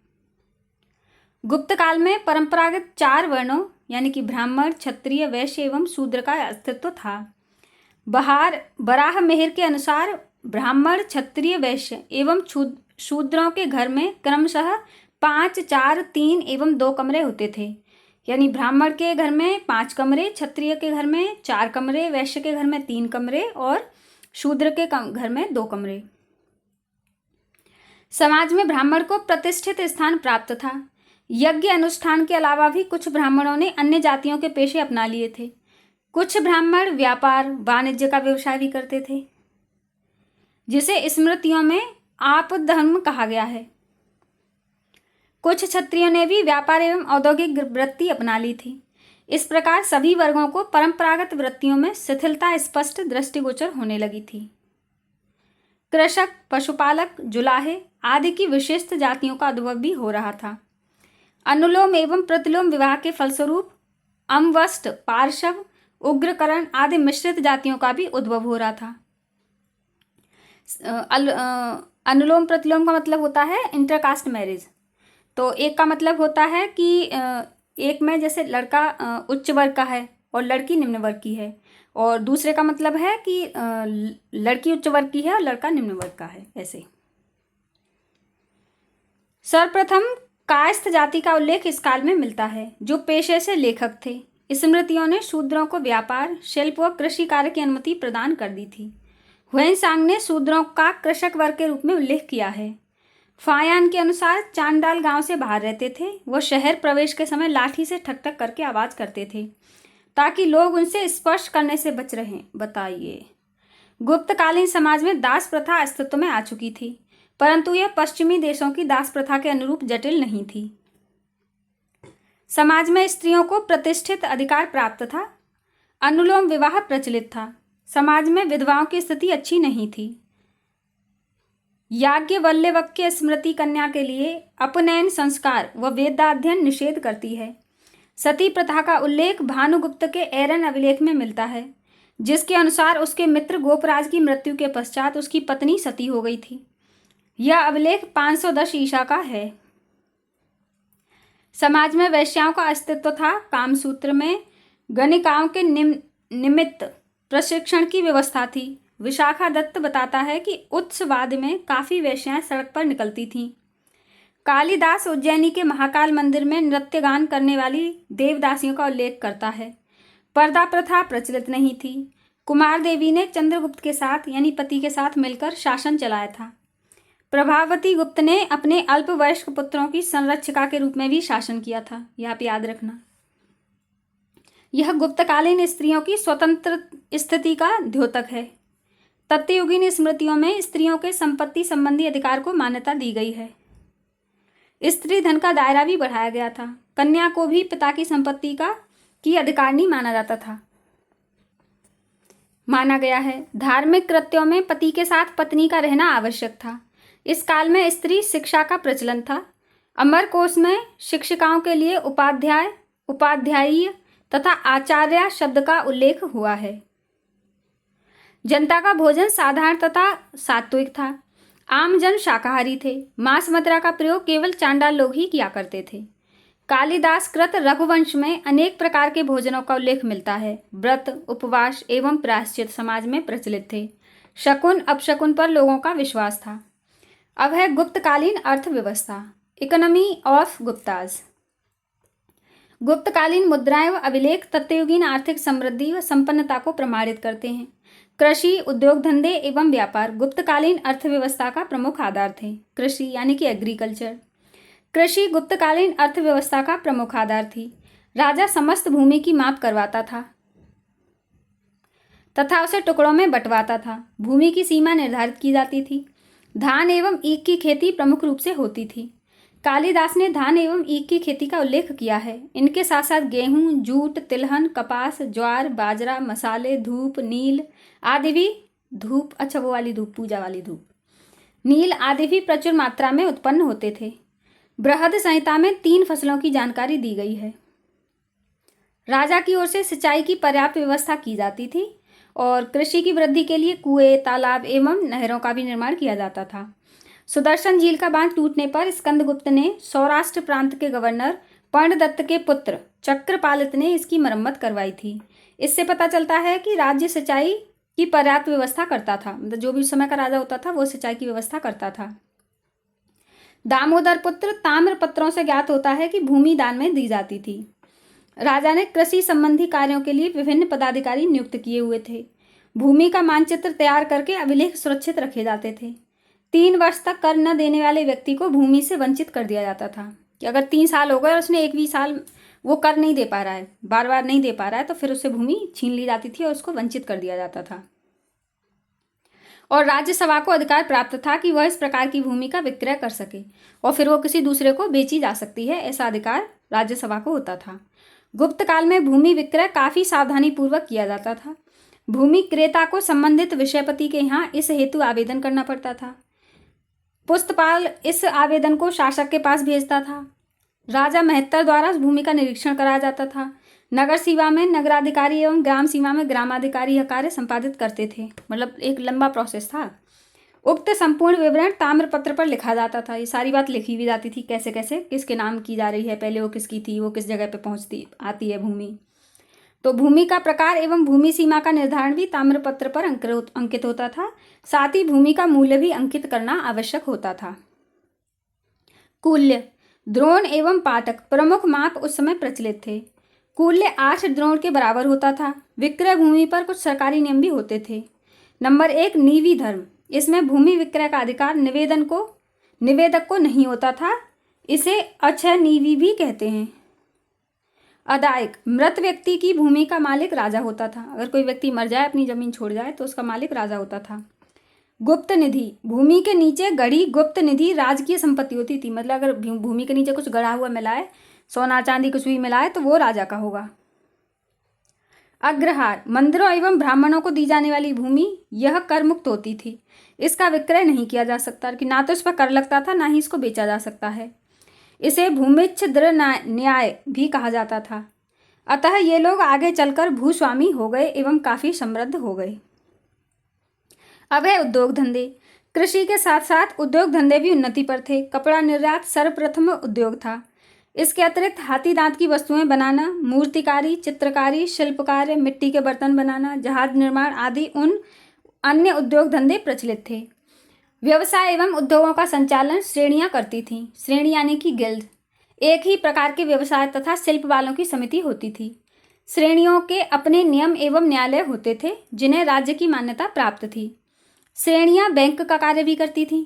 प्रत्येक श्रेणी का एक प्रधान, 4 या 5 व्यक्तियों का एक कार्यकारिणी होती थी और श्रेणियां एक तरह से स्वायत्तशाही संस्थाएं भी थीं। प्रत्येक श्रेणी के पास अपनी एक मोहर होती थी। वैशाली से एक संयुक्त श्रेणी की 274 मुद्राएं प्राप्त हुई हैं। श्रेणियां काफी संपन्न होती थीं। मंदसौर लेख से मालूम होता है कि दशपुर में जुलाहों की एक श्रेणी थी जिसने सूर्य मंदिर की स्थापना की थी। इंदौर लेख में भी एक नैमिक श्रेणी का उल्लेख मिलता है।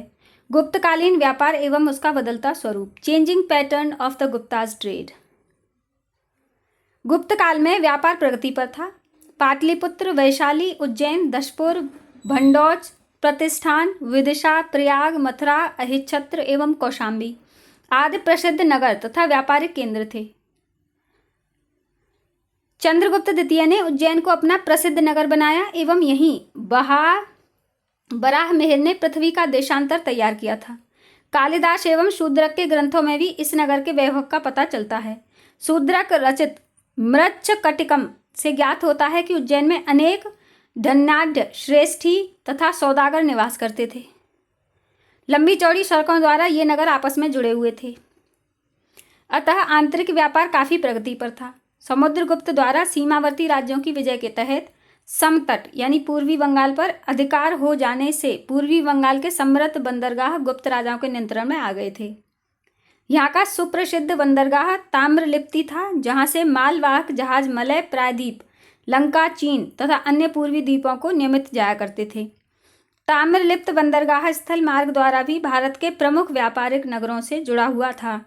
अतः समुद्रगुप्त द्वारा ताम्रलिप्त बंदरगाह पर अधिकार हो जाने से तत्युगीन व्यापार में आशातीत वृद्धि हुई। भारत के आंतरिक क्षेत्रों में गंगा, ब्रह्मपुत्र, नर्मदा, गोदावरी, कृष्णा एवं कावेरी नदियों द्वारा भी व्यापार होता था। मालवाहक जहाज़ों का निर्माण गुप्त काल की प्रमुख उपलब्धि थी। कुछ जहाज़ों में तो एक साथ 500 व्यक्ति भी बैठ सकते थे। व्यापारिक वस्तुओं में प्रमुखतः कपड़े, मसाले, खाद्यान्न, नमक, बहुमूल्य पत्थर आदि थे। आंतरिक क्षेत्रों में माल ढोने के लिए गाड़ियों तथा जानवरों का प्रयोग किया जाता था।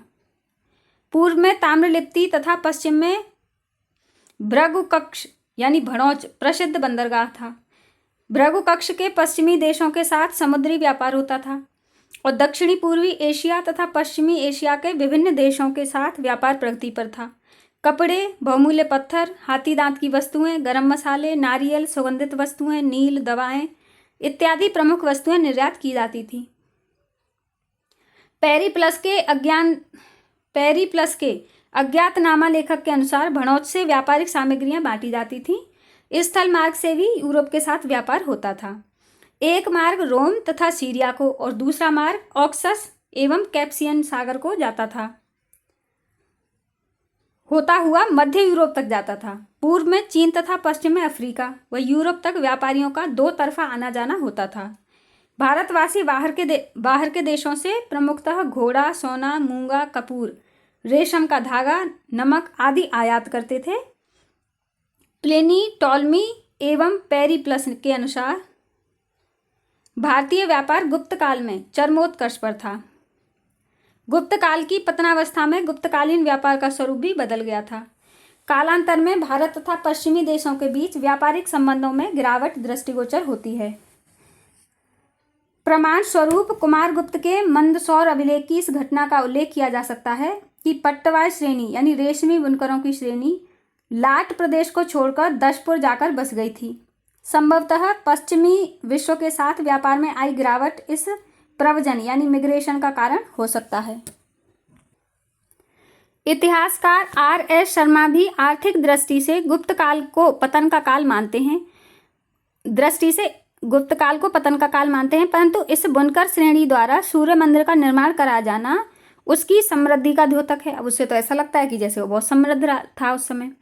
एवं रोम के साथ व्यापार भी उस समय प्रगति पर था। रोम के पतन के बाद उसका स्थान कॉन्स्टेंटिनोपल ने ले लिया था। कॉन्स्टेंटाइन महान ने 330 ईस्वी में उसे अपने व्यापार का प्रमुख केंद्र बनाया। इस समय भारत तथा रोम का व्यापार और घनिष्ठ हो गया। अतः हमें इस बात के पर्याप्त प्रमाण नहीं मिलते हैं कि गुप्त युग में व्यापार वाणिज्य का ह्रास हुआ। रोमिला थापर भी गुप्त काल को प्राचीन भारत की आर्थिक समृद्धि एवं व्यापारिक समृद्धि का अंतिम चरण मानती है। वैजंतियों ने चीनियों से रेशम के कीड़े पालने की विधि सीख ली थी। पश्चिम के साथ भारत के व्यापारिक संबंधों पर उसका बुरा असर पड़ा। शायद इसीलिए लाट यानी कि गुजरात के बुनकरों को दशपुर जाना पड़ा हो। दूर देशों के साथ व्यापार का ह्रास होने से आंतरिक शहरों पर भी उसका असर पड़ा तथा माल के उत्पादन में कमी आई व व्यापारिक गतिविधियां शिथिल पड़ गईं। गुप्त काल में धातु के सिक्कों की कमी होने लगी, जिसका मुख्य कारण व्यापारिक शिथिलता थी। व्यापार की शिथिलता, शिल्पों तथा माल उत्पादन के ह्रास के फलस्वरूप तीसरी चौथी सदियों में बहुत से शहर उजड़ पड़ गए। कौशाम्बी, हस्तिनापुर, तक्षशिला इनके उदाहरण हैं। ये ऐसे शहर हैं जो उजड़ गए थे, मतलब लोग वहाँ से छोड़ छोड़ के दूसरी जगहों पर चले गए थे। मध्य प्रदेश, राजस्थान, गुजरात के नोह, उज्जैन नगर पतन की अवस्था में थे, मतलब ये लोग भी उजड़ने के उसमें ही थे, स्टेज में। यह सब गुप्तकालीन व्यापार के बदलते स्वरूप का ही प्रतिफल कहा जा सकता है। साहित्य के क्षेत्र में प्रगति, डेवलपमेंट ऑफ लिटरेचर। अब पढ़ते हैं उस समय का साहित्य क्या था। ये ऐसे अलग अलग पूछते हैं उसमें कि गुप्त काल के साहित्य का परिचय दीजिए, इसकी धार्मिक स्थिति क्या थी, या कला एवं स्थापत्य कैसा था। तो ये सारी चीज़ें भी पूछी जाती हैं और ये हमें पता भी होनी चाहिए। वैसे गुप्त काल में संस्कृत राजभाषा बनी एवं उसकी अत्यधिक उन्नति हुई, मतलब ज़्यादातर संस्कृत को पढ़ा लिखा जाने लगा। राजभाषा मतलब शासन की भाषा जो थी। गुप्त शासक स्वयं संस्कृत भाषा एवं साहित्य के प्रेमी थे एवं कई योग्य विद्वानों को राज्याश्रय प्राप्त था। प्रयाग प्रशस्ति में समुद्रगुप्त को कविराज कहा गया है। चंद्रगुप्त विक्रमादित्य भी साहित्यानुरागी यानी साहित्य के अनुरागी थे। उसके दरबार के नवरत्न प्रख्यात विद्वान हैं। गुप्तकालीन प्रशस्तियां संस्कृत काव्य का सुंदर उदाहरण है। हरिसेन की प्रयाग प्रशस्ति गुप्तकालीन साहित्य की प्रगति को दर्शाती है। इसका आधा भाग गद्य में है एवं आधा भाग पद्य में है। यह चंपू काव्य का अनुपम उदाहरण है। चंपू क्या होता है? यह संस्कृत में लिखी गई है। हरिसेन वैदर्भी तथा गौड़ी शैली का आचार्य था, जो इस प्रशस्ति से स्पष्ट है। साहित्य एवं इतिहास दोनों की दृष्टि से अत्यंत महत्वपूर्ण है। चंद्रगुप्त द्वितीय का युद्ध, मंत्री वीरसेन शैव की रचना, उदयगिरी गुहा लेख भी साहित्यिक दृष्टि से श्रेष्ठतर है। इस गुहा लेख में वीरसेन को शब्द, अर्थ, न्याय, व्याकरण, राजनीति का मर्मज्ञ, कवि एवं पाटलिपुत्र निवासी कहा गया है। कुमारगुप्त प्रथम का दरबारी कवि वत्स भट्टी भी संस्कृत का प्रकांड विद्वान था, जिसने मंदसौर प्रशस्ति की रचना की। यह संपूर्ण रचना वैदर्भी शैली में लिखे गए काव्य का अनुपम उदाहरण है। चंद्रगुप्त विक्रमादित्य के नवरत्न में से एक कालिदास इस युग के ही नहीं अपितु संपूर्ण भारतवर्ष के श्रेष्ठतम कवि थे। उन्होंने निम्न 7 ग्रंथ लिखे हैं। रघुवंश और कुमार संभव ये उनके महाकाव्य हैं। मालविकाग्निमित्र, विक्रमोर वर्षीय ये नाटक है, और अभिज्ञान शकुंतलम ये भी नाटक है। मेघदूत और ऋतु संहार ये खंड काव्य हैं, इनको गीत काव्य की श्रेणी में रखा गया है। अभिज्ञान शकुंतलम नाटक का अनुवाद विश्व की अनेक भाषाओं में हुआ है। कालिदास को संस्कृत साहित्य का महानतम कवि कहा जाता है। उसे विद्वानों ने भारत का शेक्सपियर, ये देखो हमेशा ही करते रहते हैं लोग, कहा गया है। कालिदास के अतिरिक्त भारव, शूद्रक, विशाखादत्त भी गुप्त काल के प्रख्यात साहित्यकार थे। याज्ञवल्क्य, नारद, कात्यायन एवं बृहस्पति स्मृतियां भी गुप्तकालीन मानी जाती हैं। पुराणों के वर्तमान रूप का संकलन गुप्त काल में ही हुआ है। चंद्र गौमिक का चंद्र व्याकरण, अमर सिंह का अमरकोश और विष्णु शर्मा का पंचतंत्र, कथा संग्रह कामंदक का नीतिसार, वात्सायन का कामसूत्र गुप्तकालीन साहित्य प्रगति का स्पष्ट संकेत देते हैं। अब पढ़ते हैं धार्मिक स्थिति, रिलीजियस कंडीशन। गुप्त सम्राटों ने हिंदू धर्म को बढ़ावा दिया। गुप्त सम्राट विष्णु के उपासक थे। उसने ध्वज एवं मुद्राओं पर गरुण पक्षी अंकित है। गरुण विष्णु भगवान का वाहन है। चंद्रगुप्त द्वितीय और समुद्रगुप्त के सिक्कों पर विष्णु के वाहन गरुण की प्रतिमा अंकित है। इन्होंने अश्वमेघ यज्ञ किए और अनेकों मंदिरों का निर्माण कराया। भक्ति मार्ग एवं अवतारवाद की कल्पना एवं हिंदू मंदिरों का निर्माण यद्यपि गुप्त काल के पूर्व ही आरंभ हो चुका था, परंतु गुप्त काल में इसे बढ़ावा मिला। ईश्वर भक्ति, मूर्ति पूजा एवं अवतारों में आस्था लोगों में बढ़ गई थी।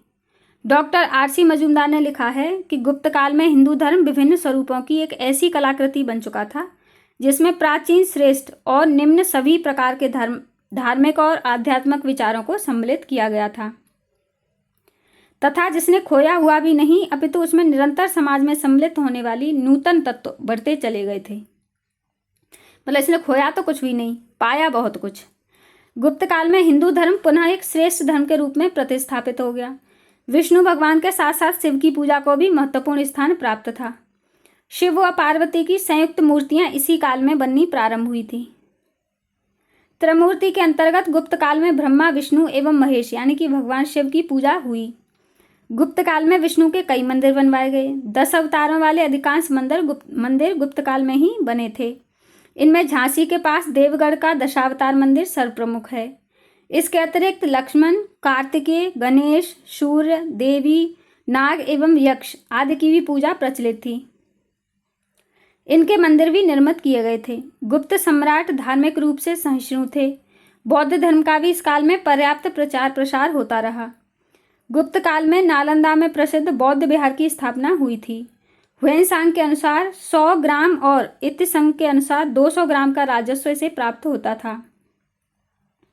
नागार्जुन, आर्यदेव, असंग, दिगनांग इस काल के प्रमुख बौद्ध विद्वान थे। यहाँ तक कि चंद्रगुप्त द्वितीय का प्रधान कर्मचारी आम्रकार्दव बौद्ध ही था। जैन धर्म की 2 सभाएं इसी काल में 1313 ईस्वी में मथुरा में एवं 453 ईस्वी में वल्लभी में हुई हैं। कुमारगुप्त एवं स्कंदगुप्त के शासनकाल में जैन मूर्तियां स्थापित हुईं, जिन्हें अनुदान भी दिया गया है। कहोम के लेख के अनुसार स्कंदगुप्त के काल में भद्र नामक एक व्यक्ति ने 5 जैन तीर्थंकरों की मूर्तियों की स्थापना कराई थी। कला एवं स्थापत्य, आर्ट एंड आर्किटेक्चर। गुप्त एवं गुप्तोत्तर काल में सर्वाधिक उन्नति कला एवं स्थापत्य के क्षेत्र में दृष्टिगोचर होती है। विभिन्न विद्वानों ने गुप्त काल को कला एवं स्थापत्य के चरमोत्कर्ष का काल कहा है। कुमार स्वामी के अनुसार गुप्तकालीन कला एक पूर्ण स्वाभाविक क्रमिक कालात्मक विकास की पराकाष्ठा का प्रतीक है। कुषाण कालीन कला में जो विदेशी प्रभाव देखा गया था, गुप्त काल तक आते आते अब कला पर से विदेशी प्रभाव क्रमशः समाप्त हो गया था। गुप्तकालीन कला की सर्वप्रमुख विशेषता मूर्ति कला थी। मूर्ति कला यानी स्कल्पचर। गुप्तकालीन मूर्तिकारों ने कुषाणकालीन नग्नता एवं पूर्व मध्यकालीन प्रतीकात्मक सूक्ष्मता के बीच समन्वय स्थापित करने का प्रयास किया है। इसलिए गुप्तकालीन मूर्तियों में गंभीरता, शांति, भद्रता, शालीनता एवं आध्यात्मिकता स्पष्टतः दृष्टिगोचर होती है। गुप्त काल में मूर्तिकला की 3 प्रमुख शैलियों का आविर्भाव हुआ है। मथुरा मूर्तिकला शैली, वाराणसी मूर्तिकला शैली या सारनाथ शैली, पाटलिपुत्र मूर्तिकला शैली। ये 3 तरह की मूर्तिकला शैली हैं, मथुरा, वाराणसी और पाटलिपुत्र। मथुरा शैली में क्या है? नंबर 1 है मथुरा शैली में करी के बुदंकीदार लाल पत्थरों का उपयोग हुआ है। यहाँ विविध रूपों में बुद्ध और बोधिसत्वों की प्रतिमाओं में यूनानी बौद्ध कला के विदेशी तत्व मिलते हैं। कहा जाता है कि यहाँ वेदिका स्तंभों पर बनी युवतियाँ स्वर्ग की अप्सराओं का भूतल पर प्रतिनिधित्व करती हैं। वात्सायन के नागरिक की दैनिक क्रियाओं का क्रियात्मक रूप वेदिका स्तंभ के चित्रों से प्राप्त होता है। मथुरा शैली को विद्वानों ने वात्सायन के कामसूत्र का व्यवहारिक रूप भी कहा है। कुषाण काल से गुप्त काल तक की प्रतिमाएं यहाँ मिलती हैं। मथुरा की गुप्तकालीन बुद्ध मूर्तियों में 2 विशेष रूप से उल्लेखनीय हैं। दोनों खड़ी मुद्रा में हैं, जिनकी ऊंचाई 7 फुट और 2.25 इंच के लगभग है। ये निम्न हैं। नंबर 1 प्रथम मूर्ति जो मथुरा के जमालपुर से मिली थी, जिसमें बुद्ध के कन्नों पर संघाटी है, उनके बाल घुंघराले हैं, कान लंबे हैं तथा दृष्टि नासिका के अग्रभाग पर टिकी हुई है। उनके सिर के पीछे गोल एवं अलंकृत प्रभामंडल है। नंबर 2 है दूसरी बुद्ध की पाषाण मूर्ति भी मथुरा से मिली है। इसमें महात्मा बुद्ध ध्यानमग्न खड़ी मुद्रा में हैं तथा उनके हाथ अभय मुद्रा में हैं। नंबर 2 वाराणसी या सारनाथ की शैली। वाराणसी की मूर्ति कला शैली अधिक विशुद्ध है। यहाँ भी फलकों पर अंकित बुद्ध के जीवन की घटनाओं के विषय में गांधार शैली का प्रयोग दिखाई पड़ता है। सारनाथ में प्राप्त बुद्ध की मूर्ति अत्यंत आकर्षक है। इसमें महात्मा बुद्ध पद्मासन लगाए बैठे हैं। इस मूर्ति में भी बुद्ध के चेहरे के चारों ओर प्रभा मंडल दिखाई गया है। बाल घुंघराले तथा कान लंबे हैं। दृष्टि नासिका के अग्रभाग पर टिकी है। दोनों हाथ धर्म चक्र प्रवर्तन की मुद्रा में हैं। इसकी आध्यात्मक अभिव्यक्ति गंभीर मुस्कान एवं शांत ध्यानमग्न मुद्रा भारतीय कला की सर्वोच्च सफलता का प्रदर्शन करती है। यह मूर्ति लगभग 2 फुट और 2.25 इंच या 2.5 इंच ऊंची है। वो भी 2.5 इंच ही था, हाँ वो भी 2.5 इंच था, ये भी 2.5 इंच है। सारनाथ शैली में चुनार के सफ़ेद पत्थर का प्रयोग हुआ है। नंबर 3 है पाटलिपुत्र शैली। पाटलिपुत्र की शैली ने धातुओं की प्रतिमाओं के निर्माण में विशेषता प्राप्त की। नालंदा और कुकीहार इसके प्रधान केंद्र थे। इसमें पत्थर के अतिरिक्त धातु का भी प्रयोग हुआ है। इस शैली में निर्मित बिहार के भागलपुर जिले में स्थित सुल्तानगंज की बुद्ध प्रतिमा विशेष रूप से महत्वपूर्ण है। यह तांबे की 7.5 फुट और 2.5 मीटर ऊंची मूर्ति खड़ी मुद्रा में है। बुद्ध के बाएं हाथ में संघाटित है तथा उनका दायां हाथ अभय मुद्रा में है। संघाटी का घेरा पैरों तक लटक रहा है। इसमें सिर के पीछे प्रभा मंडल नहीं है, जो इस शैली के विदेशी प्रभाव से मुक्त होने का संकेत है। चेहरे पर असीम करुणा और आध्यात्मिक शांति है। वर्तमान में यह मूर्ति बर्मिंघम के अजायब घर में सुरक्षित है। इस प्रकार पाटलिपुत्र तक पहुँचते पहुँचते मूर्तिकला का शुद्ध भारतीयकरण हो गया। गुप्तकालीन मूर्तिकला अपनी कला, भाव व्यंजना और शारीरिक गठन में शुद्ध भारतीय हो गई है। गुप्तकालीन मूर्तिकला की हमें निम्न प्रमुख विशेषताएं परिलक्षित होती हैं। नंबर 1 है अलंकृत प्रभामंडल। नंबर 2 सिर के घुंघराले बाल। नंबर 3 झीने अथवा पारदर्शक वस्त्र। नंबर 4 है चेहरे पर शांति, दया, करुणा, भव्यता और मुख्यतः आध्यात्मवाद की स्पष्ट झलक। और नंबर 5 है नग्न मूर्तियों का स्पष्ट अभाव। गुप्त शासक वैष्णव मत के अनुयायी थे, अतः इस काल में विष्णु की मूर्तियां भी अत्यधिक बनी। इस काल की विष्णु की मूर्तियां चतुर्भुजी हैं, मतलब उनकी 4 भुजाएं होती हैं। उनके सिर पर मुकुट है, गले में हार तथा केयूर एवं कानों में कुंडल भी दिखाए गए हैं। देवगढ़, यह है झांसी उत्तर प्रदेश में, के दशावतार मंदिर में प्राप्त मूर्ति में विष्णु को शयशय्या पर विश्राम करते हुए दिखाया गया है। इसे अनंतशाही कहा गया है। एरन, सागर मध्य प्रदेश में विष्णु की खड़ी विशाल प्रतिमा है। विष्णु के शरीर पर विविध अलंकरण हैं। उदयगिरी में एक विशाल वराह प्रतिमा प्राप्त हुई है। इसमें वराह पृथ्वी को दोनों हाथों में उठाए हुए दिखाया गया है। यह प्रतिमा विष्णु के कल्याणकारी स्वरूप को दर्शाती है, जिसमें उन्होंने पृथ्वी की रक्षा हेतु वराह का रूप धारण किया था। विष्णु के अतिरिक्त इस काल में शिव की मूर्तियां भी निर्मित हुई हैं। करमडंडा, भूमरा तथा खोह के मंदिरों में एक मुखी शिवलिंग स्थापित हैं। इन मूर्तियों को मुखलिंग भी कहा गया है। इनकी विशेषता शिव के सिर पर जटाजूट, गले में रुद्राक्ष की माला तथा कानों में कुंडल है। शिव ध्यान की अवस्था में है, नेत्र आधे खुले हैं तथा होठों पर मंद मुस्कान है। ऊपर जटाजूट में अर्ध चंद्र विराजमान है। इस प्रकार गुप्त काल में बुद्ध, विष्णु एवं शिव की कलात्मक मूर्तियां निर्मित हो गई थीं, जो कि कला की दृष्टि से बेजोड़ हैं। अब है चित्रकला यानी कि पेंटिंग। चित्रकला का सही मायनों में विकास सही मायनों में विकसित रूप गुप्त काल में ही दृष्टिगोचर होता है। महाराष्ट्र प्रांत के औरंगाबाद जिले में स्थित अजंता तथा मध्य प्रदेश के ग्वालियर के पास बाघ की गुफाओं में गुप्तकालीन चित्रकला का विकसित रूप देखा जा सकता है। अजंता के चित्र मुख्यतः धार्मिक विषयों पर आधारित हैं, जबकि बाघ के चित्र मनुष्य के लौकिक जीवन से लिए गए हैं। अजंता में फ्रेस्को तथा टेम्पेरा दोनों ही विधियों से चित्र बनाए जाते हैं।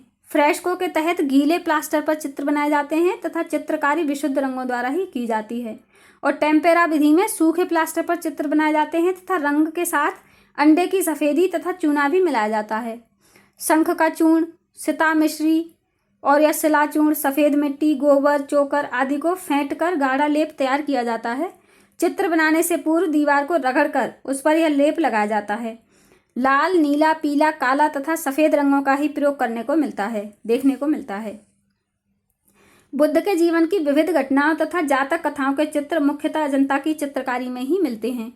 अजंता गुफाओं में सर्वाधिक सुंदर एवं आकर्षक चित्र मरणासन राजकुमारी का है, जो पति वियोग में मरणासन राजकुमारी का चित्र है, जिसके चारों ओर मैंने कुछ मिस किया है, जो गुफा नंबर 16 में निर्मित है। कई विदेशी विद्वानों यथा फर्गुसन आदि ने उसकी प्रशंसा की है। यह पति वियोग में मरणासन राजकुमारी का चित्र है, जिसके चारों ओर शोकाकुल परिवार के लोग खड़े हैं। इसी गुफा में बुद्ध के महाभिनिष्क्रमण का भी चित्रांकन है। 17वीं गुफा में माता एवं शिशु का चित्र काफी आकर्षक है। इस गुफा के अन्य चित्र जातक कथाओं से संबंधित हैं। प्रथम एवं दूसरी गुफाओं के चित्रों में सर्वाधिक आकर्षक चित्र पुलकेशिन द्वितीय के दरबार में आए फारसी राजदूत का है। बोधिसत्व पद्मापानी अवलोकितेश्वर का चित्र प्रथम गुफा में निर्मित है। इस प्रकार अजंता की चित्रकारी लगभग प्रत्येक चित्र में अपनी उत्कृष्टता स्वतः प्रमाणित कर रही है। ग्वालियर के निकट बाघ की गुफाएं विंध्याचल पर्वत को काटकर बनाई गई हैं। कुल 9 गुफाओं में चौथी 5वीं गुफाओं के ही चित्र सुरक्षित हैं। धर्म विषय से संबंधित न होकर तत्वयुगीन जनजीवन की झांकी को इन गुफाओं में चित्रित किया गया है।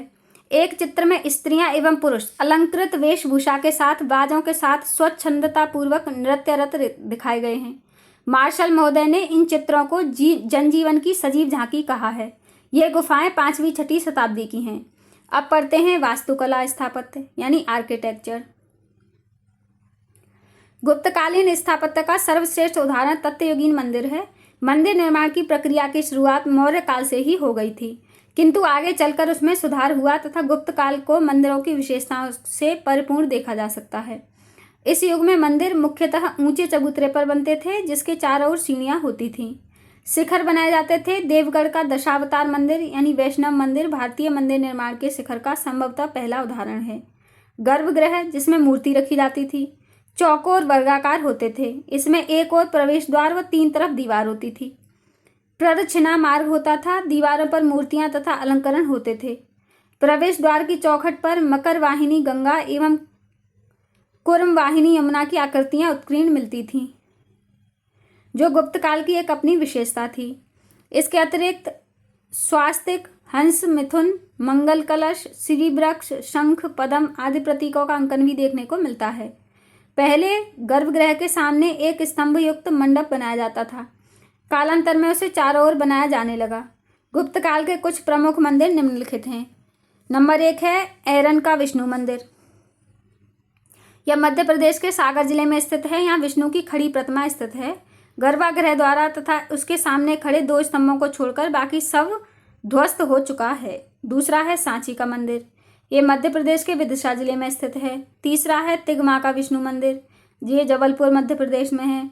नचना कुठार का पार्वती मंदिर। ये मध्य प्रदेश के पन्ना जिले में है, जो अजयगढ़ के पास स्थित है। और पांचवा है भूमरा का शिव मंदिर। ये मध्य प्रदेश के सतना जिले में। देवगढ़ का दशावतार मंदिर। ये उत्तर प्रदेश के ललितपुर में है। देवगढ़ का दशावतार मंदिर।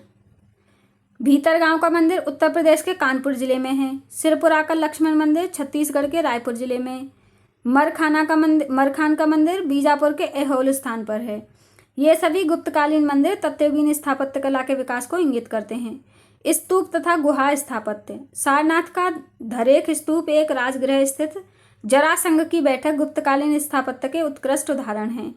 सारनाथ का धमेक स्तूप जो 128 फुट ऊंचा है, प्रस्तर के टुकड़ों को तोड़कर बनाया गया है। यह स्तूप अपनी कल्पना, आकार और अलंकार में बेजोड़ है। गुप्त काल में अनेक गुफाओं पर्वतों को काटकर निर्मित हुई। भिलसा के निकट उदयगिरी की गुफाएं, औरंगाबाद स्थित अजंता की गुफाएं एवं ग्वालियर के निकट बाघ की गुफाएं तत्वयुगीन स्थापत्य कला के विकास को दर्शाती हैं। गुप्त काल भारत का स्वर्ण युग, Gupta period, the golden age of India. स्वर्ण अर्थात होता है सोना, एक ऐसी बहुमूल्य एवं सुंदर धातु जो प्रत्येक व्यक्ति को पसंद आती हो। भारतीय परंपरा में कृत युग को मानव इतिहास का स्वर्ण युग माना जाता है, अर्थात इस युग में समाज संपन्नता, सुख एवं हर तरह के वैभव से संपन्न था। इतिहास लेखन की ग्रीको रोमन अवधारणा में यूनानी कवि हेसियोड ने युग चक्रवादी परंपरा में मानव इतिहास के सबसे अच्छे युग को स्वर्ण युग की संज्ञा दी है। इसके अनुसार स्वर्ण युग मानव की श्रेष्ठतम स्थिति से संबंध है। इससे पता चलता है कि स्वर्ण काल उस काल को कहते हैं जिस काल में उस देश की संस्कृति अपने चरमोत्कर्ष पर हो, यानी उसका सबसे अच्छा विकास हो। इतिहास में कई युग आते जाते हैं। इनमें जिस भी युग में मानव सर्वाधिक सामाजिक, सांस्कृतिक एवं भौतिक उन्नति करता है, उस युग को ही स्वर्ण युग की संज्ञा दी जाती है। यूनान में एथेंस का स्वर्ण युग पेरेक्लीज यानी 443 से 429 ईसा पूर्व के युग को कहा जाता है। रोमन सभ्यता का स्वर्ण युग वहाँ के शासक ऑगस्टस, ये फर्स्ट में पढ़ा था ना, हमने चैप्टर की शुरुआत में पढ़ा था, के युग को कहा जाता है। ऑगस्ट के समय रोम ने भौतिक, नैतिक एवं सांस्कृतिक सभी क्षेत्रों में अभूतपूर्व प्रगति की थी। पेरेक्लीज युग यदि अपने बौद्धिक एवं कलात्मक वैभव के लिए जाना जाता है, तो ऑगस्टस युग अपनी भौतिक समृद्धि के लिए। भारतीय इतिहास के परिप्रेक्ष्य में हम देखें तो गुप्त काल में ज्ञान, विज्ञान, कला संस्थान एवं साहित्य आदि सभी क्षेत्रों में अत्यधिक उन्नति हुई। राजनीतिक दृष्टि से समुद्रगुप्त 335 से 375 ईस्वी ने समस्त भारतवर्ष को जीत लिया। समुद्रगुप्त को स्वयं कला एवं साहित्य में रुचि थी। चंद्रगुप्त द्वितीय विक्रमादित्य भी कई विद्वानों का आश्रयदाता था। उसने दरबारी विद्वानों में कालिदास, बराहमिहिर, बररुचि, शंकु, बैताल भट्ट, घटकारी, धनंतरी, छपड़क एवं अमर सिंह को उसके दरबार के नवरत्न कहा था।